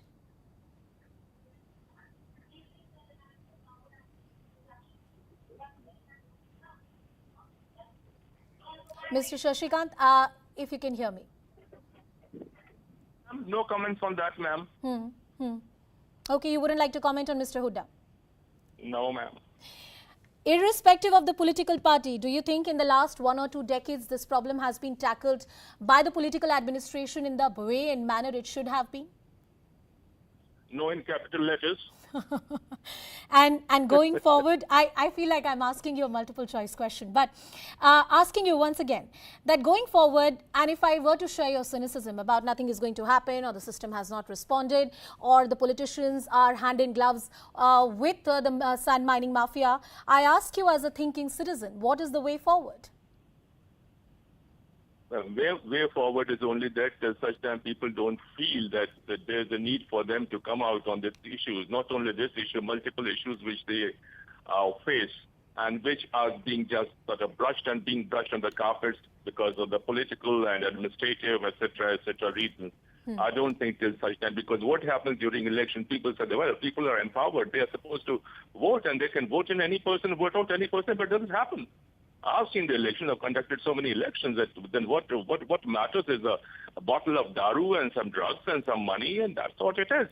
Unfortunately, the system has gone bad, and like I said, Mr. Jain was talking about UP. I'm not really aware of that kind of situation, but I think if the chief minister is that strong, then other chief ministers, other states, they have to learn something from him, and try to ensure that this kind of people living in a particular state, they at least live happily and they are not threatened and they don't feel sort of oppressed and sort of they are being. Yes, because this was a top officer. I'm reading a report in a leading publication, and there is an incident of back of January where people in one of the village blocked a road in protest, and a truck allegedly ran over a 60-year-old woman. And even in that case, it was said that it was the sand mining mafia who was responsible because the villagers were protesting against the mafia. Right now, we have one of the callers, Bhaskar from Gurugram, is joining us. Bhaskar, your thoughts on the story? Thank you very much for the opportunity, and it's really shocking. And I stay in Gurgaon. I can tell you the law and order and the way the administration promotes alcoholism, that is one, and the total lawlessness which is happening in the state, and especially in a town like Gurgaon, is really pathetic. The government, it seems, it's sleeping, and means that it's like Mr. Khattar doesn't know what to do. The deputy CM runs the government, and it's totally becoming a lawlessness state. We have not invested in Noida. We have invested in Gurgaon, thinking a better life. Now we are really repenting. Thank you very much for the opportunity. Thank you so much for calling us and telling us what your thoughts are. And if you have a thought as a thinking citizen about this incident, if you have a sentiment to share about how should the police or the law enforcement agencies, more importantly our politicians, should react to an incident like that, should respond to an incident like that, call us live. The number is flashing at the bottom of your screen. Joining us on the broadcast is also Mr. Sandeep Khirwar. He's the ADG of Haryana. Sir, thank you so much for speaking to us. A very unfortunate incident. What is the investigation that the police has undertaken? Can we finally expect a crackdown on the sand mining mafia? Look, this is a very, very tragic incident, and we are all deeply saddened by the loss of a very brave officer who was known for his for his competence, for his humane approach to policing. And the incident which happened today is extremely, it's a great loss to all of us. But at the same time, we'll ensure that whosoever is behind it, the perpetrators, we have some preliminary leads against them, and we shall be ensuring that they are brought to justice very swiftly. And our teams are out in the field, and all kinds of efforts, all kinds of intelligence gathering, our technical efforts are being put in place so that we are able to obtain success very quickly. Well, sir, I appreciate the swiftness that the police department is showing. But a lot of former officers, top police officers who were earlier in the service have spoken to us. And all of them point out that while one incident or two incidents might be investigated by the police, there is a complete lack of an overall investigation and crackdown on the backbone of the sand mining mafia in the state of Haryana, because somewhere the political class is hand in gloves. How would you respond to that statement? Police follows the evidence. Wherever the evidence leads us, we go there, and we don't spare any effort in bringing all the offenders to justice. And we do our duty without fear or favor. And this case also will be carried to its logical conclusion, and our best teams will be on the job. We have put teams from nearby and adjoining areas are also coordinating with Nevat police, with new police, so that the offenders are brought to justice, and all logical steps in investigation are taken. Sir, I don't mean to get sensitive details of the investigation, but are there any preliminary details that you'd like to share with the public? Look, for obvious reasons, this is an ongoing investigation, and I'll not be able to share those. But yes, we have certain leads, and our officers are determined to get success very quickly. Thank you so much. Thank you so much, sir, for speaking to us. That was Sandeep Khirwar, the ADG of Haryana, who was pointing out that, first of all, full help and cooperation would be extended to the bereaved family. But more importantly, the investigation is underway. There are some leads that the police has gathered, and they're going to crack down. Well, repeatedly, the veterans from the police administration, people who have served, have said to us that there is a nexus that needs to be cracked down upon. The sand mining mafia has been operating for very long, irrespective of the political administration that we have seen. What kind of action from here on the police takes is a wait and watch, but the police has put out a statement. We also spoke to the officer right now, and they have said that nobody is going to be spared. There would be a free and fair investigation, and more importantly, an investigation without any fear or favor. So that's the word really coming in. A very, very unfortunate incident that has happened where a DSP has been mowed down in Haryana. This is an incident that happened in Nu. Investigation is underway. Preliminary details have been gathered. The police administration says that all the offenders who were responsible for an incident like this will be cracked down upon. We also heard from the opposition leader, Mr. Bhupinder Hooda, who said that far more action needs to be taken by the authorities in the state. We have another caller. Karthik from Delhi is calling us. Karthik, what do you think? First of all, this is a politician, builder mafia, MCD officials and municipality officials. It's a big nexus that operates where there's a rampant destruction of the entire Aravali area, despite Supreme Court and NGT orders against touching these areas. Recently, the draft master plan for NCR in 2041 came out. The word Aravali was taken out completely because the government was objecting that, this reduces the total amount of area that can be utilized in the state of Haryana or built up in the state of Haryana. So this is absolutely wrong because environmentalist lobbies, the NGT and even Supreme Court orders stop any destruction of forest areas which are bounding Delhi or the Aravali area. Similarly, in Delhi, there's a farmhouse area called the Dera Manji All right. area. Sorry, I have to interrupt you there, Karthik, but thank you so much for joining us on the broadcast. Karnataka Minister Mulchand Sharma is joining us on the Haryana Minister Mulchand Sharma ji is joining us on the broadcast. Mulchand जी बहुत-बहुत शुक्रिया हमसे बात करने के लिए. एक बहुत ही दुखद हादसा हुआ है हरियाणा में. परिवार के साथ हमारी संवेदनाएं हैं और मुझे पूरा यकीन है कि राजनीतिक दल, प्रदेश की सरकार भी पूरी तरीके से मदद करेगी परिवार की. मगर एक बात है जो बार बार लोगों से आ रही है, टॉप ऑफिसर्स हैं, वेटरन ऑफिसर्स हैं, आईपीएस ऑफिसर्स हैं, वो कह रहे हैं कि सैंड माइनिंग माफिया की दिक्कत प्रदेश में काफ़ी लंबे समय तक है और कहीं ना कहीं एक राजनीतिक वर्ग है जो इन माइनिंग माफिया के साथ मिला हुआ है और इसलिए इन पर किसी भी तरीके की कार्यवाही नहीं की जा सकती. आपका क्या कहना है? नहीं, सबसे बड़ी तो दुखद घटना ये कि बड़े अधिकारी को अपने जान गंवानी पड़ी और वो जब रेड करने गए थे और सरकार की और मेरी तरफ से संवेदना है और समय समय पर प्रशासन अधिकारी कार्रवाई करी है. मैं आपके चैनल के माध्यम से कहना चाहता हूँ, जो ये सारा नूह का इलाका है या कोई माइनिंग तो होती नहीं है. ये सेक्शन 4 और 5 है, सारा फॉरेस्ट का इलाका है. ना कोई माइनिंग है या फॉरेस्ट का इलाका है और माइनिंग में बंद है यहाँ पे. तो ये जो लोग हैं, जो ग्राम के लोग हैं, जो ग्रामीण अंचल में जो करते हैं कि पत्थर तोड़ा, ट्रक भागे, जेसीबी करे, और इनके खिलाफ हमने सैकड़ों एफआईआर इनके खिलाफ दर्ज किए. एनजीटी के तहत हमने इनके खिलाफ इनके डंपर जेसीबीओ को बंद करा है. तो मेरा ये कहना है कि इनके खिलाफ हम कार्रवाई है पहले भी सख्ती के साथ, और पॉलिटिकल कोई इसमें लेन नहीं. पॉलिटिकल होता या सरकार की मिली भगत होती, डीएसपी क्यों जाता? हम कार्रवाई इनके खिलाफ क्यों करते? तो हरियाणा प्रदेश में कोई ऐसा नहीं हो सकता भाई कोई पॉलिटिकल इसमें मिला हुआ है या पॉलिटिकल दबाव है या प्रशासन है.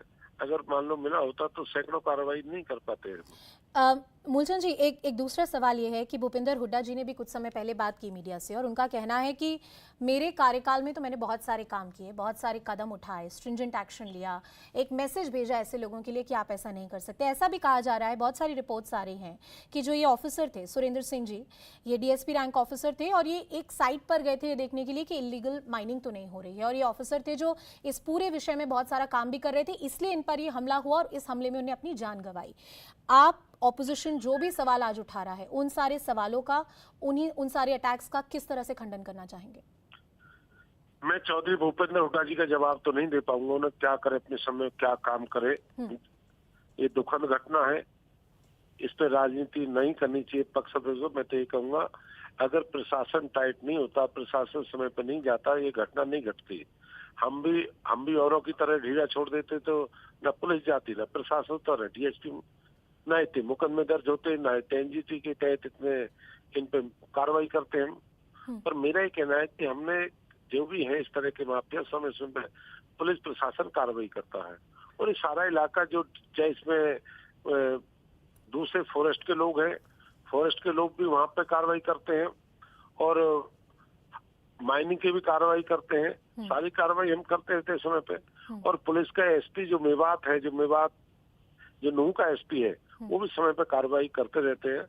तो ये बात तो कहना ठीक नहीं है किसी का, भाई ये सरकार से मिले, इस बात का नहीं कह सकता। मैं तो कहूँगा दुखद घटना है जी। और हम डीएसपी की जो कुर्बानी है इसको खाली नहीं जाने देंगे हम।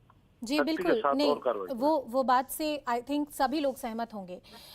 राजनीतिक आरोप और प्रत्यारोप के परे जाते हुए मैं आपसे सवाल पूछ रही हूँ, सैंड माइनिंग माफिया मतलब हमारे जो नेचुरल रिसोर्सेज हैं उन पे कहीं ना कहीं जो क्रिमिनल्स हैं वो अटैक कर रहे हैं, उनको खनन कर रहे हैं। एनजीटी के बहुत सारे ऑर्डर्स हैं जैसे कि आपने बात की।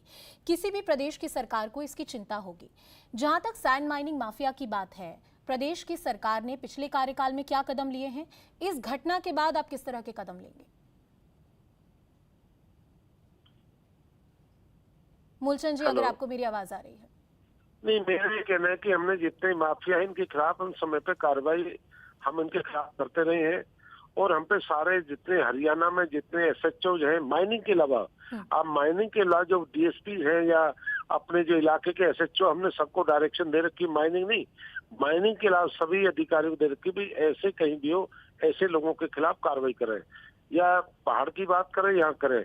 अगर माइनिंग है तो हरियाणा में रेवाड़ी में, भिवानी में है, नारनौल में, महेंद्रगढ़ में है, माइनिंग 4 जगह चलती है भिवानी दादरी के अलावा, बाकी तो माइनिंग है नहीं अपना। जहाँ भी इस तरह की चोरी करते हैं उनके खिलाफ कार्रवाई करें, सख्ती के साथ कार्रवाई करें। आप ये भरोसा रखिए, विश्वास रखिए। और हमने इनकी जितना इनपे जितने हमने 450-500 करोड़ रुपए पे जो तो एनजीटी के तहत इन पे लगाया है, जितनी एफआईआर हमने इनके 2,500-3 हजार व्हीकलों को सीज किया है, जो कार्रवाई हमसे की हमने की है इनके खिलाफ, और जितनी कार्रवाई होगी उतनी कार्रवाई हम करेंगे इनके खिलाफ। कहीं ना कहीं मूलचंद जी, जब एक डीएसपी पर इस तरह का हमला होता है तो अपराधी एक तरीके का मैसेज भेज रहे हैं प्रशासन को और सरकार को। उस मैसेज के बारे में प्रशासन का क्या करेगा, आपकी सरकार क्या करेगी, और खासकर पुलिस अफसर जो बाहर जाते हैं हमारी रक्षा के लिए? जो भी कानूनी कार्रवाई हम सख्ती के साथ करें, जो भी कानून बनता है, जो भी कानून जहां तक जाएगा वो उस कानून के साथ हम काम करेंगे। आप ये भरोसा रखें और भरोसा विश्वास रखें। मेरा अंतिम प्रश्न आपसे, बहुत सारे लोग हरियाणा से भी थे, गुरुग्राम से भी थे, हम लोग कॉल इन शो कर रहे हैं, उन्होंने भी ये कहा कि एक जो पूरी लॉ एंड ऑर्डर सिचुएशन है उसमें काफ़ी ज़्यादा प्रॉब्लम है। कुछ रिपोर्ट्स भी हैं जनवरी की जहां पर ये मैं पढ़ रही थी कि जब कुछ गांव वाले बाहर आकर विरोध कर रहे थे तो सैंड माइनिंग माफिया का एक ट्रक आया और उनके ऊपर से निकल गया। ऐसी बहुत सारी घटनाएं पहले भी हुई हैं मूलचंद जी। बात अभी मुझे ज्यादा कहना नहीं, पर मैं कहूँगा कुछ लोग ऐसे हैं जो सुबह ग्रामीण आंचल वाले तोड़ लिए, पत्थर भर के ले आए, पुलिस प्रशासन जाता है पत्थर फेंक देते हैं, उनके पत्थर लुटाने का काम करते हैं। पर मैं सारी क्या है कि अभी जरा सारी गिरफ्तारी होने दो, सारी कार्रवाई जो भी है एक एक कार्रवाई हम करेंगे और बख्शेंगे नहीं किसी को। मेरा अंतिम प्रश्न और एक मानवीय प्रश्न है कि डीएसपी के परिवार को किस तरह की मदद दी जाएगी? हम जो भी डीएसपी का परिवार, हमारा अपना परिवार है, हमारे अपने सुरेंद्र जी हैं, मुख्यमंत्री जी करेंगे, बिल्कुल मुख्यमंत्री करके हम सारा जो भी होगा। बहुत शुक्रिया मूलचंद जी अपना समय देने के लिए, and we hope that there is justice serve to the family and more importantly this nexus is broken down. I am cutting across to my colleague Anshul who's getting us more details. Let's go to this breaking news coming in. And this is the inside track of probe into DSP's murder. Surendra Singh, he was with gunmen and a driver when a truck was flagged off. Singh, along with his team, had gone to inspect the area for illegal mining in the Aravali Hills. This is in the Panchgaon area of Tauru. This particular area is known for illegal mining and mafia is allegedly very active here. At around noon, the truck which was moving around this area was asked to stop. It was stopped and Singh asked the driver to hand over the papers of the truck. Now then the driver was asked to show his papers, license. There was a routine check that the officer was doing. The driver panicked. He ran over the truck on the officer. The gunman and Singh, the driver, allegedly ran after the truck but lost track. The details have been shared, but it is suspected that the registration number could be a fake one. I will try and cut across to my colleague Anshul, who's getting us more details on the story. Anshul, I've just put out the details for our viewers. Tell us about this preliminary investigation.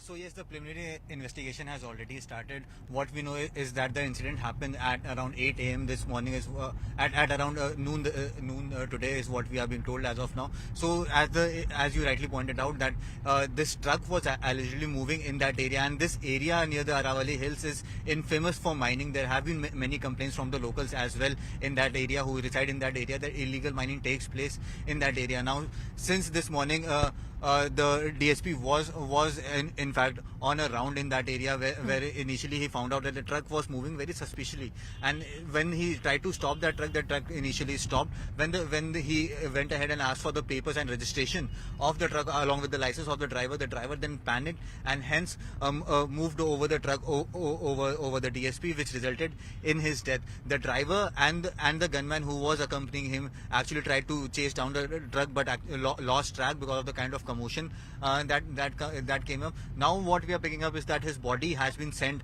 for post-mortem, and what we are being told is that tomorrow will be the day where the last rites would happen near Hisar. Hisar is the place where his many people from his family stay in Hisar. So yes, the last rites are likely to happen tomorrow. But yes, a very, very shocking news coming in as of now from Haryana, where land mining is one of the biggest issues. We know we had covered during the Haryana elections as well that how land mining and the land mafias have an influence over the entire area. How the police and Anshul, I'm sorry, I'm going to interrupt you there. I'll come back to you. Anil Vij, the Home Minister of Haryana, has spoken. Let's listen into him. DSP red मारने गए थे और खनन mafia ने जो है वो dumper के नीचे कुचल दिया, मौके पे ही मौत होगी, क्या कहेंगे? बिल्कुल सख्त कार्रवाई करने के मैंने आदेश जारी कर दिए हैं, चाहे जितनी भी पुलिस लगानी पड़े, जितनी भी फोर्स बुलानी पड़े, आसपास के जिलों की बुलानी पड़े, हम पूरी कार्रवाई करेंगे और किसी को भी हम बख्शेंगे नहीं। साहब, इस तरीके के जो है पूरे प्रदेश में, यमुनानगर में भी जो है कई बार ऐसे मामले आए हैं। नहीं, बिल्कुल किसी को नहीं बख्शा जाएगा, सख्त से सख्त कार्रवाई की जाएगी। साहब, दादू में एक डीएसपी रेड मारने गए थे और खनन माफिया ने जो है वो डंपर के नीचे कुचल दिया, मौके पे ही मौत होगी, क्या कहेंगे? बिल्कुल। That was the word coming in from Anil Vij. Anshul, the details that you had put out, a response was sought from the Home Minister of the state, and he said that stringent action is going to be taken. But the testimony of the driver and the gunman who were present on the spot is going to be very, very crucial in this investigation.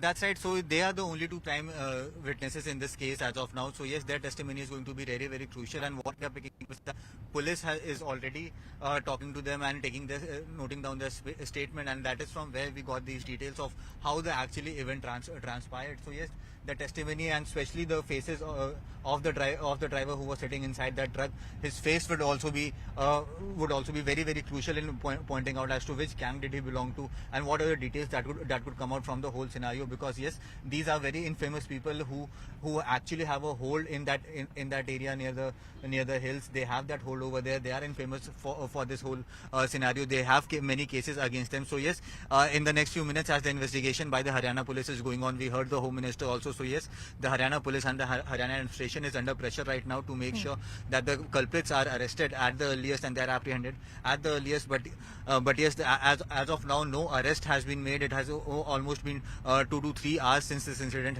has happened, and no arrest has happened as of now is what we are picking up. But yes, the police has put out its forces, has sent the message that such and such truck needs to be identified at the earliest. But yes, the truck has still not been found. The people who were actually involved in this incident has not been found, and the mafia, the gang that was actually the truck which belonged to the mafia, that mafia gang has still not also been identified. So yes, the police is continuing with its investigation, but it is going to take some time from the police sources, is what we are being told, to actually point out each and every person who was involved in this whole scenario. Now remember, this DSP was supposed to retire in 3 months from now. That my colleague Anshul is putting out. He's en route to know, and he's going to get us more ground details. This will continue to be our top focus on this broadcast, slipping into a very short break.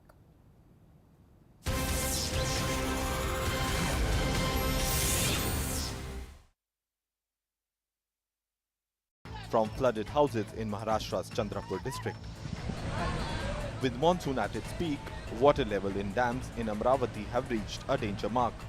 More than 100 people have died due to rains and floods in Maharashtra so far this month. After 70 years, India is set to be the home of cheetahs. African cheetahs will find a new home in the Madhya Pradesh National Park. In fact, it's being brought under the Intercontinental Translocation Project. An MOU will be signed with South Africa. For the program, preparations have been on for housing 12 to 15 cheetahs. From August, the fastest animal on earth was declared extinct in India in 1952.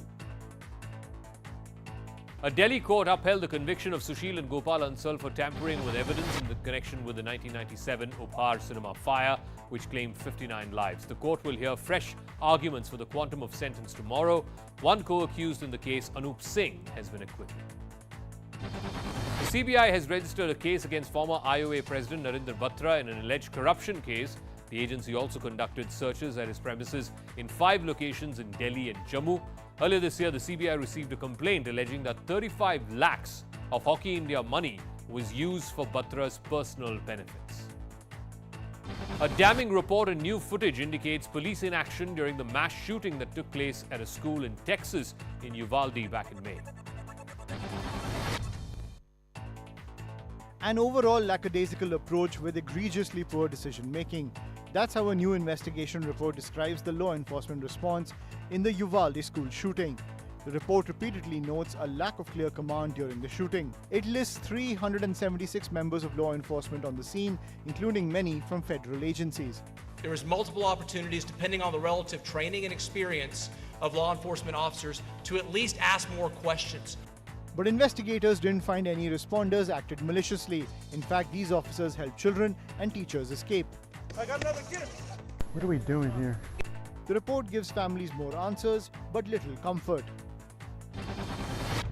Meanwhile, in New York, there were long queues of people waiting to get the monkeypox vaccine. With nearly 500 cases, the city has become the epicenter of the outbreak of the disease in the U.S., but only 9,200 slots became available on a dedicated website this weekend. Within 7 minutes, all slots were full.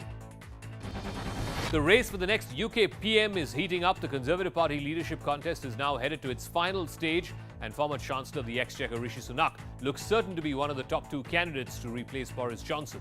UK's former Equalities Minister, Kemi Badenoch, is the wild card in this tightly contested race. So where do things stand right now for Rishi Sunak? Round 1 of voting, it happened on the 13th of July. He secured 88 votes, which was the highest of all the candidates. He was ranked number 1. Round 2 happened on the 14th of July. He secured 101 votes in that as well. Again, he led the pack of Conservative hopefuls. In round 3, the voting for which happens on the 18th of July, Rishi Sunak is among the top 5 candidates in the fray, and we will know later tonight where he stands.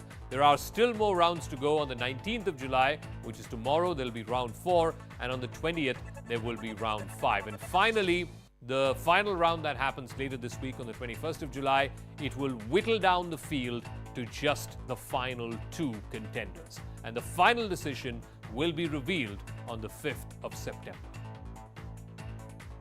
Russian forces struck Pokrovsk, a city in Ukraine's Donetsk region. The city was hit twice with Iskander-M ballistic missiles, leaving at least 1 person dead and 14 injured. According to officials on ground, 30 buildings in the city were damaged as a result of the strike.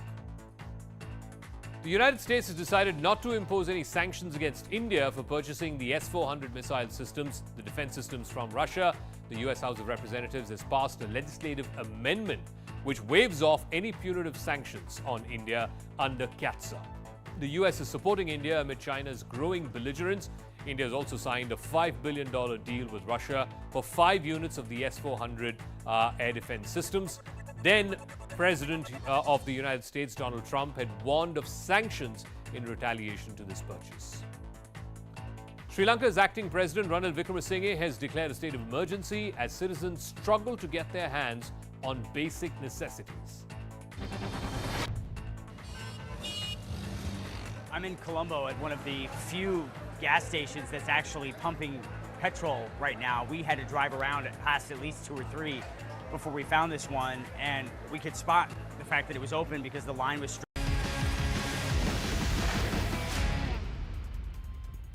Welcome back, and a quick check of some key stories coming from across the country. The monsoon session of the Parliament witnessed a stormy start today as sloganeering continued in both houses. Both Lok Sabha and Rajya Sabha were adjourned. The Parliament saw the confrontation between the BJP-led government and the opposition over the issue of inflation, unemployment, also the Agnipath scheme, and declining credibility of organizations and institutions like Election Commission and CBI. The opposition parties led by Congress protested at the Parliament complex near Gandhi statue on the issue of price rise. Congress MP Rahul Gandhi was also a part of the protest. Leader of opposition in Rajya Sabha, Mallikarjun Kharge, on Monday evening said they would continue the protest on Tuesday inside as well as outside the House. जितने भी opposition parties हैं वो एक हुए हैं, बहुत से सारे अपोजिशन नेता भी यहाँ पर हैं और वो उन्होंने माना कि ऐसे जो प्राइस राइज के ऊपर एजिटेशन हो रहा है, इन्फ्लेशन के ऊपर हो रहा है और जो अन्याय छोटे मोटे चीज़ों पे है, इस पे जो टैक्स जीएसटी टैक्स उन्होंने लगाया है उसके बारे में हम अंदर जाकर अपनी बात भी रखेंगे और लड़ेंगे. Margaret Alva, the opposition candidate for the vice president polls, filed her nomination today. Congress MP Rahul Gandhi, along with a slew of other top Congress leaders, accompanied her. She'll be up against NDA's candidate, Jagdeep Dhankar. The vice presidential elections are scheduled to be held on the 6th of August. In a horrifying incident that captures the terror of the mining mafia in the state of Haryana, a senior police officer was mowed down by a stone-laden truck, killing him on the spot in the area of New today. Surendra Singh Bishnoi, a DSP rank officer, had gone to stop illegal mining after receiving information. He signaled the truck to slow down, but the driver instead sped up and ran over him.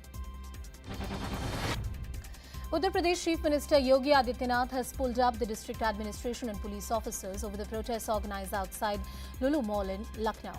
Addressing administration and the police officers via video conferencing, the Chief Minister said that the mall is carrying out business activities and has been turned into a political hotbed. The miscreants trying to create disturbance in the mall should be dealt with strictly. Lucknow में एक mall खुला है, वह mall अपने व्यावसायिक प्रतिष्ठान को लेकर काम कर रहा है और उसको लेकर के राजनीति का अड्डा बनाना, अनावश्यक बयानबाजी जारी करना और उसके नाम पर फिर सड़कों पे प्रदर्शन करके लोगों के आवागमन को बाधित करना और बार बार लखनऊ के प्रशासन से कहा गया सबके बावजूद भी अराजकता पैदा करने और सांप्रदायिक विद्वेष की स्थिति पैदा करने का जो कुत्सित प्रयास हो रहा है. And DGCA has tightened norms post yesterday's meeting on the safety with Aviation Ministry. Two Go Air aircrafts, A320 Neo VT WGA and VT WJG, which had a mid-air turn back grounded till cleared by the regulator. As monsoon rains continue to batter parts of the country, the flood situation in parts of Maharashtra's Wardha district remains grim due to swollen rivers. SDRF teams are continuing with the rescue operation to bring back life to a normal status. Around 21 passengers were injured after a bus travelling from Kedarnath to Haridwar unfortunately overturned near Kaudyal in Uttarakhand. The SDRF conducted rescue operations and those who were injured were taken to Rishikesh for treatment. Fortunately, no casualties have been reported so far. As incessant rains continue across different parts of the country, around 1,90,000 water cubic was discharged from Okai Dam on Tapi River in Gujarat. Remember, Gujarat is one of the states which has been affected by floods the most. Not so good news, the Indian rupee hit an all-time low of 80 against the US dollar. A rising trade deficit, continuous outflow of foreign portfolio investors and rising crude prices have kept the rupee under severe pressure for some time now. Other emerging currencies are also feeling the heat as a hawkish Federal Reserve lures capital towards the US. The currency has declined 7% this year as a shortfall in India's current account. Sri Lanka's leader of opposition, Sajith Premadasa, has announced that he's withdrawing his candidature for the president's position. He'll be supporting MP Dulas in the polls instead. The election is scheduled to be held on the 20th of July. Britain's former finance minister Rishi Sunak held onto his lead in the race to become Britain's next prime minister as another hopeful candidate was knocked out, leaving 4 candidates in an increasingly close contest to replace Boris Johnson. Sunak won the support of 115 Tory lawmakers. We've just got the latest results in and they show that our campaign has got great momentum after a tough set of debates. I want to say thanks to all my colleagues who have supported me at this stage, but also a big thank you and well done to my friend Tom Tugendhat, who fought a really good, positive campaign. Now, UK is bracing for record high temperatures today and tomorrow. The Weather Department for UK has issued an extreme red weather warning for the first ever time, meaning that there could be a threat to life as well. London has virtually shut down today as the temperature is set to reach 40 degrees Celsius. The UK Health Security Agency has issued a level 4 heat health alert and has urged people to avoid stepping out of their homes. Meanwhile, more than 1,000 people have died in the ongoing heat wave in southern Europe. Extreme heat has engulfed several parts of Western Europe as well, with wildfires seen in France and Spain and a worsening drought taking place in Portugal. Fire has spread across thousands of acres in southwest France, prompting authorities to deploy 1,700 firefighters. In some other news, for Priyanka Chopra's birthday, Nick Jonas shared a sweet post for his wife on Instagram. In his post, he gave fans a glimpse of their celebrations from the beach to a fancy dim-lit restaurant, topping it all with perfect scenery of sparkling fireworks in the night. He also called Priyanka the Jewel of July. Chopra turned 40 yesterday. Well, with that, it's a wrap on this edition of CNN News 18. Thank you so much for watching.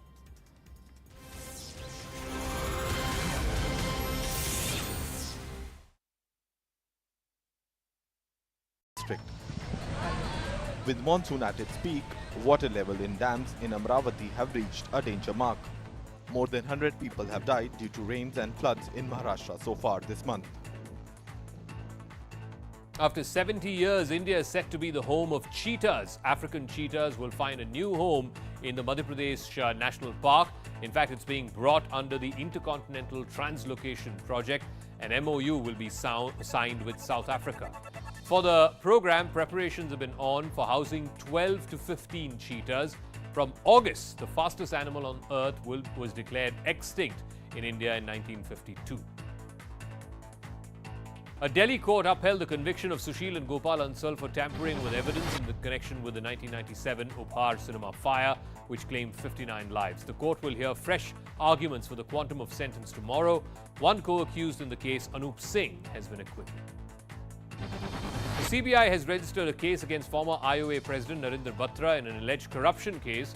The agency also conducted searches at his premises in 5 locations in Delhi and Jammu. Earlier this year, the CBI received a complaint alleging that 35 lakhs of Hockey India money was used for Batra's personal benefits. A damning report and new footage indicates police inaction during the mass shooting that took place at a school in Texas in Uvalde back in May. An overall lackadaisical approach with egregiously poor decision-making. That's how a new investigation report describes the law enforcement response in the Uvalde school shooting.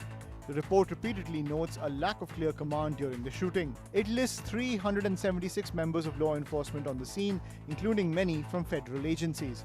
There is multiple opportunities, depending on the relative training and experience of law enforcement officers, to at least ask more questions.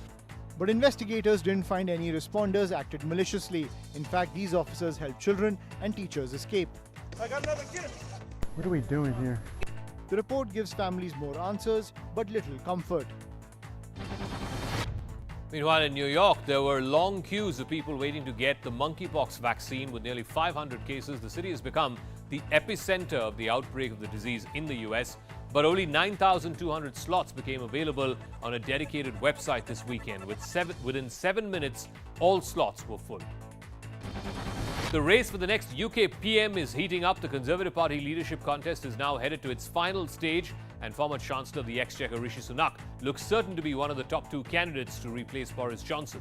UK's former Equalities Minister Kemi Badenoch is the wild card in this tightly contested race.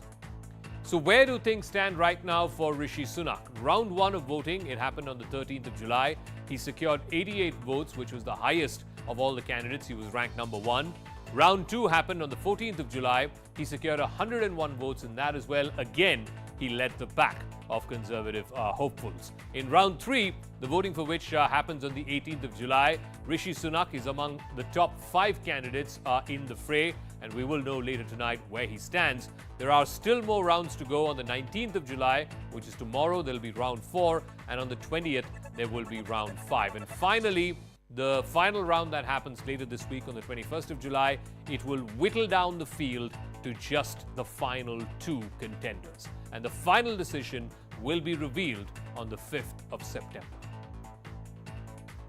Russian forces struck Pokrovsk, a city in Ukraine's Donetsk region. The city was hit twice with Iskander-M ballistic missiles, leaving at least 1 person dead and 14 injured. According to officials on ground, 30 buildings in the city were damaged as a result of the strike.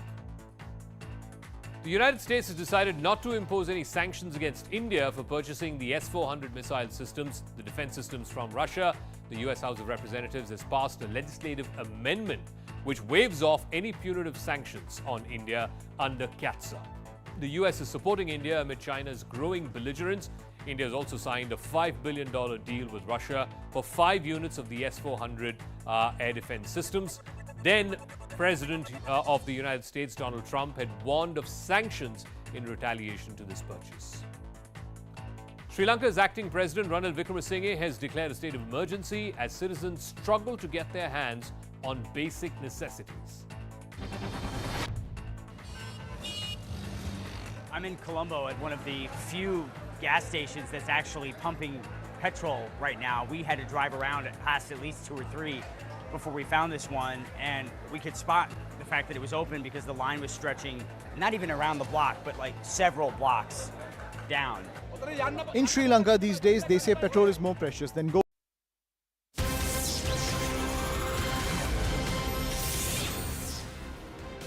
Good afternoon, it's 3 o'clock. You continue to be with us here at CNN News 18. I'm Ridhima Bhatnagar, getting you all the top stories over the next 60 minutes. We're beginning this broadcast with some breaking details coming in.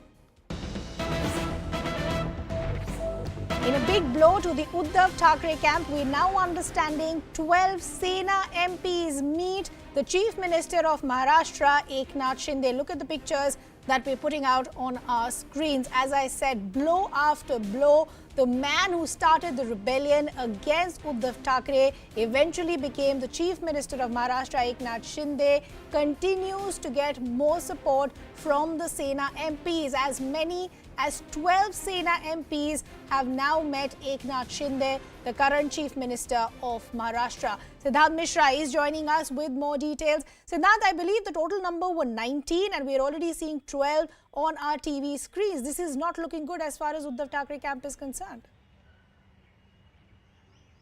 Well, absolutely. Out of 18, 12 is a decent amount, and you know it will be considered as a jolt to Uddhav Thackeray because going by the procedure, more than 50% of strength is needed to change the chief whip and leader of the house. Now, the same submission has been made by Shinde camp to the Speaker Om Birla, but we have been told that due to some technical reasons in the letter, the camp has been asked to write letter again, making certain changes, and then only that letter will be accepted by Speaker's office. So we were expecting that by afternoon, Speaker's office will take cognizance of, or for that matter, will acknowledge the letter by the Shinde camp, but it has not been acknowledged yet. They have been asked to resubmit it by making some certain changes. Also, this is the first photograph of Eknath Shinde with the 12 MPs.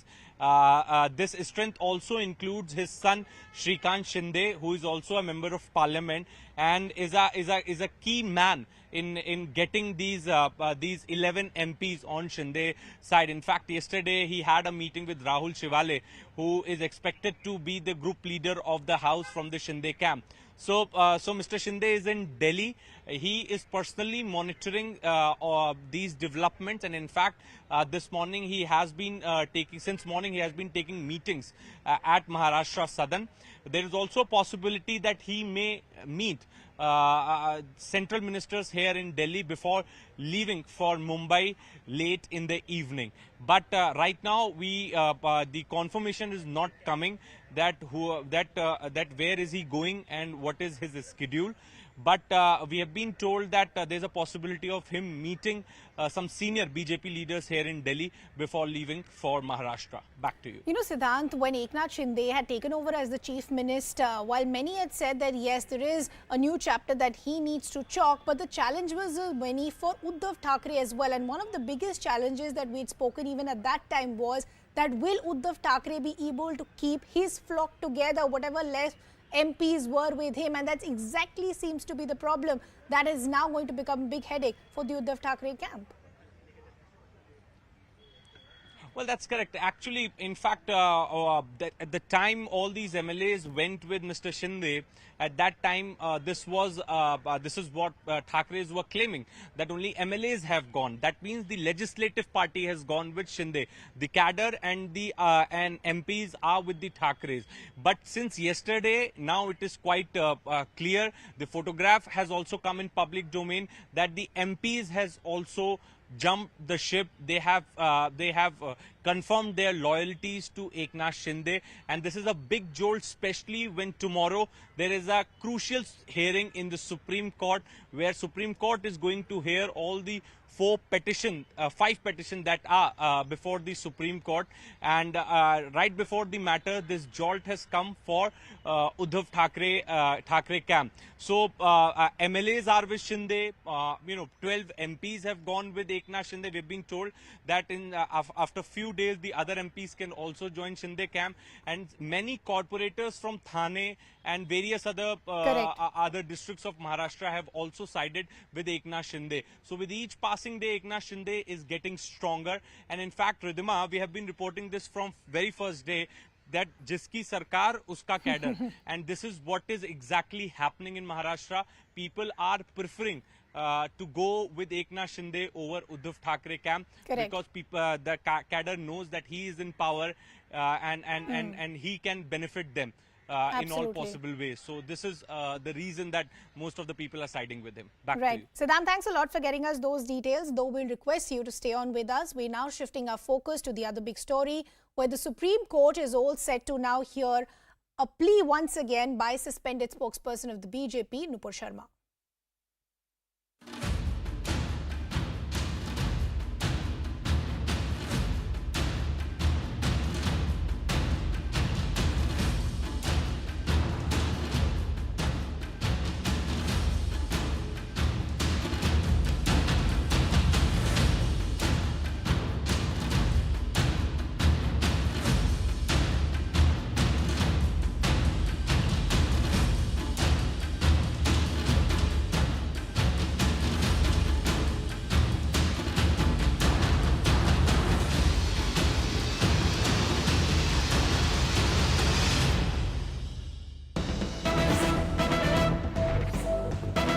Said, all eyes in the Supreme Court, and the big update that we're getting at this point is that hearing on the plea by Nupur Sharma in fact has now started as far as the Supreme Court is concerned. The plea is asking for clubbing of all the various FIRs against her. Also gone on to say that post those hard words of the Supreme Court the first time around, there have been an increased number of threats as far as Nupur Sharma is concerned. Siddhant continues to be tracking all these developments for us. Our legal correspondent Ananya Bhatnagar is also tracking all these developments inside the court. But as I said, all eyes on that crucial hearing at the Supreme Court, which we're now understanding that hearing in fact has now begun. Remember, the Supreme Court is all set to hear suspended BJP spokesperson Nupur Sharma's plea once again today, citing renewed threats after the Supreme Court's previous unexpected and strong criticism of her. Nupur Sharma once again has approached the top court to halt her possible arrest and club all the various cases against her. Siddhant, I believe, is now back with us. Siddhant, very interestingly, this is exactly the same bench that had those very strict and scathing observations and that criticism against Nupur Sharma when the case had been heard the first time around on the 1st of July. Well, that's correct. This is a modification petition that has been filed in the Supreme Court, and interestingly, this is being heard by the same vacation bench, Justice Surikant and Justice Pardiwala. And now Mr. Maninder Singh has started his submission, and he says in the court that subsequent developments have come up. More death threats. Someone from Pakistan has come to kill the girl. There are various reports. So Maninder Singh is citing the media reports, the story that in fact we also flashed this afternoon, that one person has been apprehended by forces who has come to kill Nupur Sharma from Pakistan. And here Mr. Singh is requesting court to invoke Article 21. And Mr. Singh says in the court that the allegation is one, there is no need for multiple FIRs, and there is also a serious threat to Nupur Sharma's life, and the threat is genuine and real. West Bengal has registered 3 more FIRs. My lordship are the protector of Article 21. Now, interestingly, there are 2 precedents in the past, which I would like to read out for our viewers. In 2020, journalist versus government that expanded the ruling, and in which multiple FIRs were clubbed in one. And at the same time, there is one other case also. In which which serves as a precedence in this matter. So Article 20 in subsection 2 of the Constitution guarantees the right against double jeopardy, and multiple FIRs means multiple trials, and this is perhaps the reason that last time also and this time around also the lawyers of Nupur Sharma have filed this petition to club the FIRs, because going by the orders in the last cases, popular case of 2020 journalist versus the Maharashtra government, then there is one case of Kerala in 2001 where the FIRs were clubbed. So going by the law, let's just break this point by point for our viewers. Essentially, the point that the legal team of Nupur Sharma has been making, that the allegation is the same. So why hop from one city to another as far as these various FIRs are concerned? Why can't you just club them? So what I want to first understand is how many in total of these FIRs are currently against Nupur Sharma? Well, look, there are multiple FIRs that have been lodged in the state of West Bengal, in Maharashtra, and in fact there are multiple summons also that have been issued to Nupur Sharma. Now, this petition also highlights the threat that Nupur Sharma is facing right now, and also this petition also demands expunging of the observation which was made by the bench in the last hearing. So these two are also the requests that have been made in the petition. Now, Justice Surikant has said that now you are explaining that going to different high courts and imminent threat to life. Is this your case, subject to the submission of the respondents? Now judges are discussing. This is what Ananya is reporting. And I want to show 2 things in this matter. What you have done earlier is that you have allowed first FIR to go on and others are stayed, and no coercive action is granted. Singh, as he shows other cases. So Mr. Singh, the advocate of Nupur Sharma, is trying to explain it to the court that her life is under threat. At the same time, the 2 precedents are already available before the court in which the FIRs were clubbed. So law doesn't believe in multiple trials. Multiple FIRs means multiple trials in the same offense. So the request is to club the FIRs and hand over the case to the Delhi police. So this is what Nupur Sharma's lawyers have been demanding, and now Ananya is reporting the judges are discussing something. Correct. Okay. So Siddhant, we'll continue to come back to you even as we continue to look at all the updates that our colleague Ananya is also putting for us. But I'll just request you to stay on with us. Let me bring in our guests who are joining us this afternoon as well. We have lawyer and political analyst Kapil Madan. We also have a lawyer from the Supreme Court, Ashutosh Srivastava. Good to have both of you on the broadcast with us. Ashutosh, let me begin with you first. Was it warranted or was it excessive? That really has been the debate as far as those strong words that we heard from the top court the first time around. Is this plea maintainable? Let's begin with that as far as Nupur Sharma is concerned. First to begin with, if anybody is saying anything against a religion, it is not at all acceptable in this country. Obviously, that's a different issue.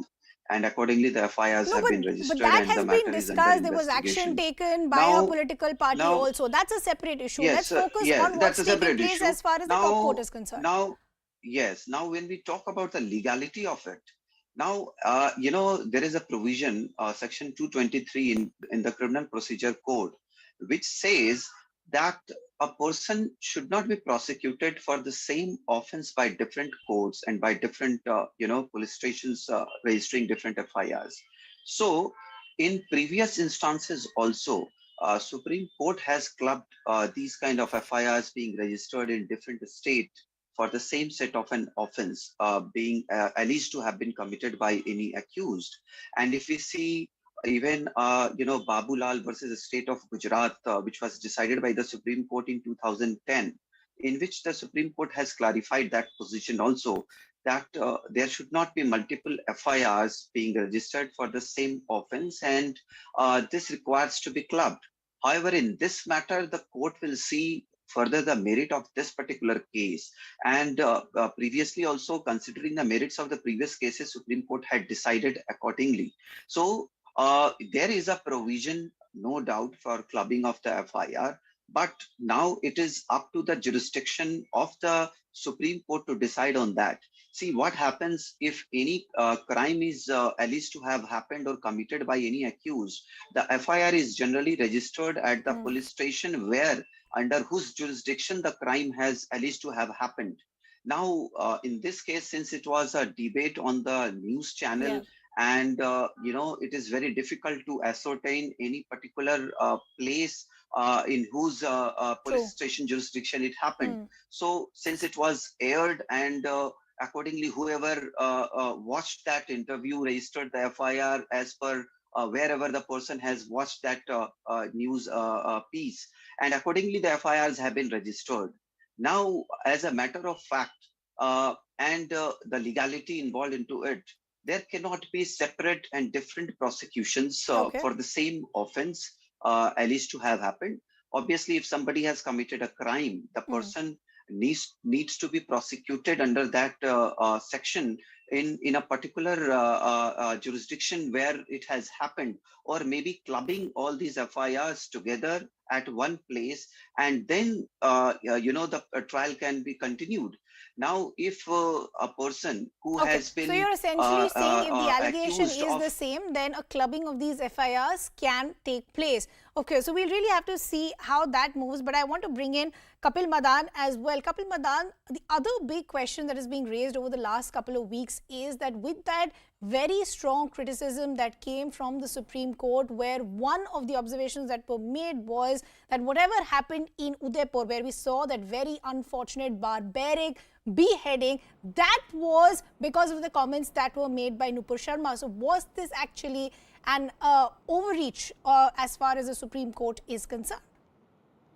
Let us see, Ridhima ji, understand the backdrop of the entire circumstances in which this observation was made. Now, you may recall when this incident happened, there was no apology, there was no repentance offered by Nupur Sharma, and it was only after the backlash that happened from the Gulf countries, and after the termination, the termination of Nupur Sharma by Bharatiya Janata Party, only thereafter an apology was sought. And you must also remember, Nupur Sharma publicly also in one of the interview made a remark that she is getting support from higher ups, be it Home Ministry. She also mentioned about Devendra Fadnavis. So the point I'm trying to make here is that when you are in a public space, when you hold a political position, then you should be absolutely careful in what you are saying, because your words will be imputed to the party that you will represent. And in this situation, it is the ruling party No, but that Kapil, that's where it becomes problematic, right? So action had already been taken against Nupur Sharma. The party had already suspended her from the primary membership. She was no more the spokesperson. And the government also made its position very, very clear. There was a legal action that was taking place as well. But when you liken the barbaric act that took place in broad daylight in Udaipur, it's almost giving a clean sheet that somebody makes a comment and it's okay to go and behead somebody then. That's where it became problematic. But I'll just come back to our guests in just a bit. Siddhant continues to be with us. Siddhant, do we have an update as far as the Supreme Court is concerned? Well, that's correct. So, Mr. Singh, Nupur Sharma's advocate, is making a point in the Supreme Court, his point in the Supreme Court, that first FIR is in Delhi, criminal allegation is the same, it is the same telecast of program is the subject matter. And in fact, her lawyer is also saying this in court, that new FIRs and complaints are also stayed. So, in such cases, going by the past instances, the fresh FIRs and complaints were also stopped by Supreme Court's intervention. So the similar is the demand this time around, and right now the judges are discussing something. Okay. This is what Ananya is reporting. So basically, as our esteemed guests were also highlighting, that there cannot be multiple trials for one alleged offence, and in fact section 20 subsection 2 of the Constitution gives protection from multiple trial. And last time also, if you remember, that there was an open letter which was written to the Chief Justice by concerned citizens, former judges, civil servants and veterans, and in that also this point was highlighted, that this is a fundamental right of anyone to move Supreme Court and ask for clubbing of FIR. And in fact, those who fall on the other side of the political equilibrium were also not very happy with the way Supreme Court, where the hearing was conducted last time in Nupur Sharma's case. So the judges are currently discussing. We'll have to see what update comes as far as that proceeding is concerned. But let me continue the conversation with our guest. Ashutosh, the other problematic issue is that these were only observations. They never made it as far as the final order is concerned. So the problem was that there was already a sense of possibly coloring what the legal outcome could be as the investigation goes on. Yeah. The question is not whether the accused has committed a crime or not. That is obviously under investigation, and it is being investigated by the concerned police stations where the FIRs have been registered. Now, without going into deep into the merits of the case about the alleged offense being committed by the accused, now the question is whether she should be prosecuted multiple times for the same set of offense for which the FIR has been registered at different places. The law says no to it. This is what the law is about, because you cannot prosecute a person who has alleged an offense multiple times at different places. So that is the crux of the matter here. So far as speaking legally, obviously the court see now whether it should allow the clubbing of the FIRs, because even if she has to apply for any sort of relief or for bail or anything, so she will have to file to all these places where the FIRs are registered. So that is what, and if we see the previous precedents of the Supreme Court, and also if it is in a one particular state, then the High Court, that they have considered such kind of petitions. I don't know as to what will happen here. It will also depend on the merit of this particular case.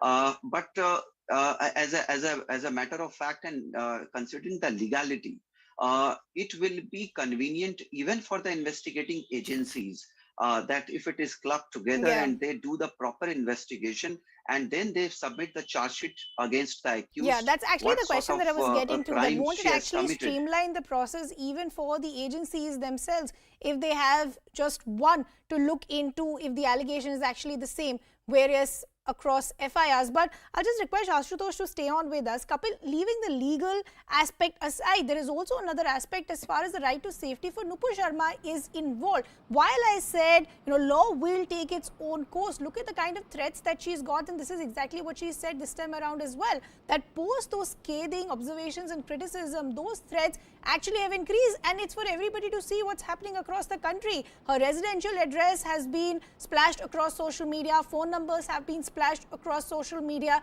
Doesn't she also have a right as far as safety is concerned, which is a basic right that me and you also would want?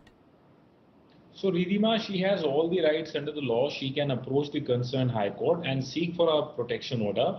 And these kind of petitions are not unusual. These kind of petitions are filed almost every day in courts where someone is facing any form of a threat. And after looking into the entire facts and circumstances of the case, the court passes the appropriate order. So if there is a threat, of course, there is, I mean, if, we can't really ignore, I mean, there could be a possibility that she has a genuine threat. In that situation, the Supreme Court has not foreclosed her right to move or to file any appropriate petition before the concerned court and to seek an appropriate order seeking protection. Also, we have also seen in the past that the central government also provides security, Z security, Y security after analyzing the threat perception of any individual, and they grant security. And given the fact that Nupur comes from Bharatiya Janata Party, and if she is facing a threat, I mean, the center should actually do a threshold analysis whether there is an actual threat or not. And if there is a threat, the central government should provide her the security. Okay. I'll just request our guests to stay on with us. We're getting some updates also now coming in. The Supreme Court has gone on to say we understand the threats and now we're understanding the matter. In fact, has been posted for hearing for the 10th of August. That's the big update that's coming in. Till then, no coercive action against the petitioner. That's the big word that's coming in from the court. As an interim measure, no coercive action shall be taken against the petitioner. Siddhant continues to be with us. So Siddhant, big update coming in. One matter has been posted for hearing for the 10th of August, but also as an interim measure, this will be big relief that no coercive action shall be taken against the petitioner here, Nupur Sharma.